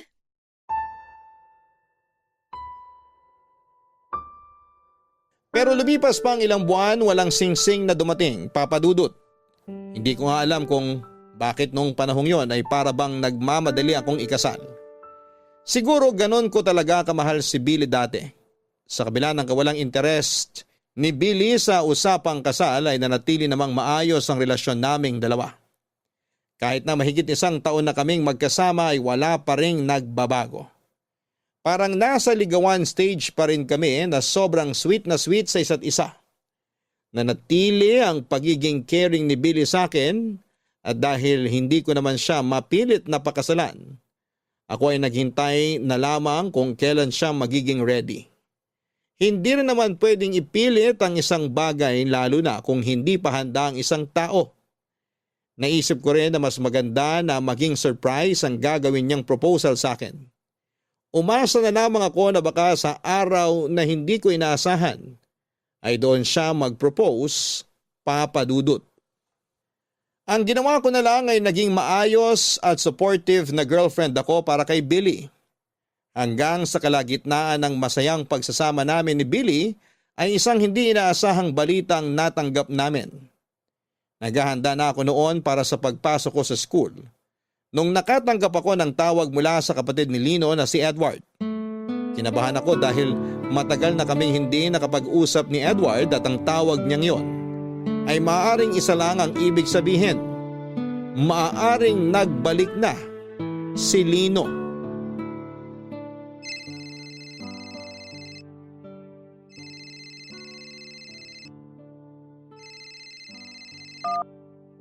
Hello? O Edward, napatawag ka. Good morning. Pasensya ka na kung bigla ako napatawag ah. Walang problema. Anong meron? Sa'yo ang anong meron. Ang tagal na niyang paus mo ah. Nung huli tayo magkausap, paus ka. Hanggang ngayon, paus ka pa rin. Ay, nangiinip na nga ako eh. Sobrang tagal na nito. Gusto ko nang bumalik sa normal yung boses ko. Pero tuloy-tuloy naman yung pagpapacheck up ko. Binago na rin kahit papano yung lifestyle ko. Iniiwasan ko na rin ma-stress para di na ma-trigger allergy ko. Tsaka para di na rin ako magkasakit. Alam mo maganda yan. Makakatulong talaga sa overall well-being ang lifestyle change. Ay, sandali. Nasaan ka ngayon? Nandito sa bahay, naghahanda na para sa school. Bakit? May ibabalita kasi ako sa'yo eh. Magandang balita. Tungkol ba to kay Lino? Oo, bumalik na si Lino. Nandito na siya. Talaga? Kailan pa? Nag-message siya sa akin kagabi. Sabi niya on the way na daw siya pabalik ng Maynila. Kasusundo ko lang sa kanya kanina madaling araw. Pero saan daw siya galing? Saan siya nagtago nito mga nakaraang taon? Sa Tugigaraw. Tugigaraw? Di ba nanggaling ka na doon noon? Sabi mo wala siya doon. Ang totoo niyan, nung nagpunta ako sa probinsya namin, nakita ko talaga siya ron. Ano? Bakit hindi mo sinabi sa akin? Hiniling kasi ni Lino na huwag ko na munang ipagsabi sa iba eh. Pati na rin sa'yo. Ayaw daw niya na may makaalam ng kinaroroonan niya. Gusto niya munang malayo sa mga taong kakilala niya. Kaya pala, sabi na eh. Hindi ka basta-basta titigil na lang sa paghahanap sa kapatid mo ng gano'n na lang. Yun pala, alam mo na kung nasaan siya. Sorry kung naglihim ako sa'yo. Medyo selfish kayo pareho sa part na yun.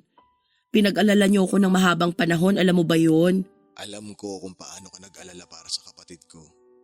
Gustong gusto ko na nga sanang sabihin sa'yo yung totoo eh, kaso naisip ko, wala naman ako sa lugar para pangunahan yung kapatid ko sa mga desisyon niya sa buhay. Siguro mas mabuti kung siya na lang ang kausapin mo tungkol dyan. Hayaan mo na nga yun. Ang mahalaga, nakabalik na siya.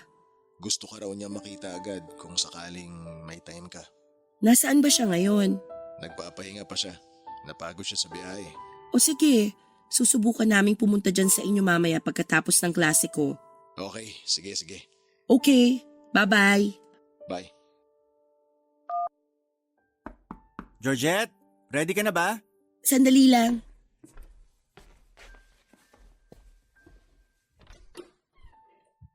Billy, sandali, hindi pa ako nakapagbihes. Pumasok ka muna. Okay, sige. Aantayin na lang kita para maihatid kita sa school. Nag-breakfast ka na ba? Kumain ka muna. Tapos na ako. Salamat. Magbibihes na sana ako, kaso biglang tumawag si Edward. Yung kapatid ni Lino? Bakit daw? May binalita siya sa akin. Hulaan mo kung ano? Ano? Bumalik na si Lino. Talaga? Kailan pa? Kakauwi lang daw niya kaninang madaling araw. Nandun siya sa bahay ng kuya niya ngayon. Wow! Bakit daw siya bumalik? Anong bakit? Wala namang ibang uuwian yun kundi dito lang din. Ganun ba? Mabuti naman na isipan niyang bumalik pa. Akala ko doon na siya tatanda kung nasaan man siya eh.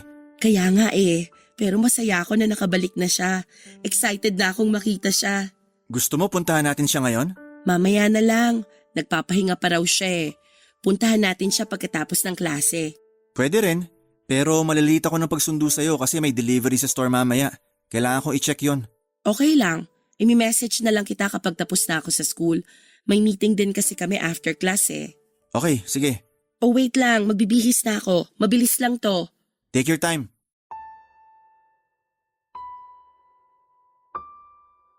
Hindi ko alam kung anong klaseng emosyon ang naramdaman ko noong narinig ko ang balita. Pinaghalong saya, kaba, gulat at pagkalito ang naramdaman ng puso ko. Sa mahabang panahon ng pagkawala ni Lino, hindi ko inaasahan na babalik pa siya pero nagbalik siya, Papa Dudut. Pagkarinig ko pa lang sa pangalan niya ay parang tubig na muling dumaloy sa utak ko ang lahat ng memories naming dalawa ni Lino. Pumasok ako sa trabaho na ang buong isip ko ay na kay Lino. Inimagine ko kung may nagbago ba sa itsura niya. Kung kumusta na siya. Pagkatapos ng meeting namin ay sinundo ako ni Billy sa school at sabay kaming nagpunta sa bahay nila Edward kung saan ay pansamantalang nakikitira si Lino. Iba yung kaba ang naramdaman ko ng time na yon habang nasa biyahe. Hindi ko alam kung papaano ko haharapin si Lino matapos ang napakahabang panahon. Noong sa wakas ay nagkita na kami, nakahinga ko dahil kitang-kita sa kanyang mukha na maganda ang kinalabasan ng pagkawala nito. Agad niya akong niyakap ng napakahigpit. Makikita sa mga mata nito ang saya noong sa wakas ay nasilayan na niya ako. Masaya niyang ibinalita sa akin na nagbalik na siya. Na nagbago na siya at handa na siyang umibig muli. Nagpasalamat siya na nahintay ko raw siya. Pero sa likod ng magandang balita na dala nito ay sinalubong ko naman siya ng masamang balita. Ipinaalam ko sa kanya ang sitwasyon ko na hindi na pwedeng bumalik pa ako sa kanya dahil boyfriend ko na noon si Billy. Hanggang dito na lamang muna ang kwento ko sa inyo, Papa Dudut. Maraming salamat sa pakikinig at pagbabahagi ng story ko sa ating mga kabarangay. Mabuhay po kayo. Ang inyong forever kapuso at kabarangay, Georgette. Mga kabarangay, maging maingat tayo sa oras at damdamin ng isang taong naghihintay para sa atin dahil may hangganan ang bawat pangunawa at pasensyang kayang ibigay ng isang tao. At kapag hindi natin ito binigyan ng importansya ay darating ang araw na mapagtatanto nating tayo man ay magbalik. Maaring huli ang lahat para sa inaasahan nating comeback.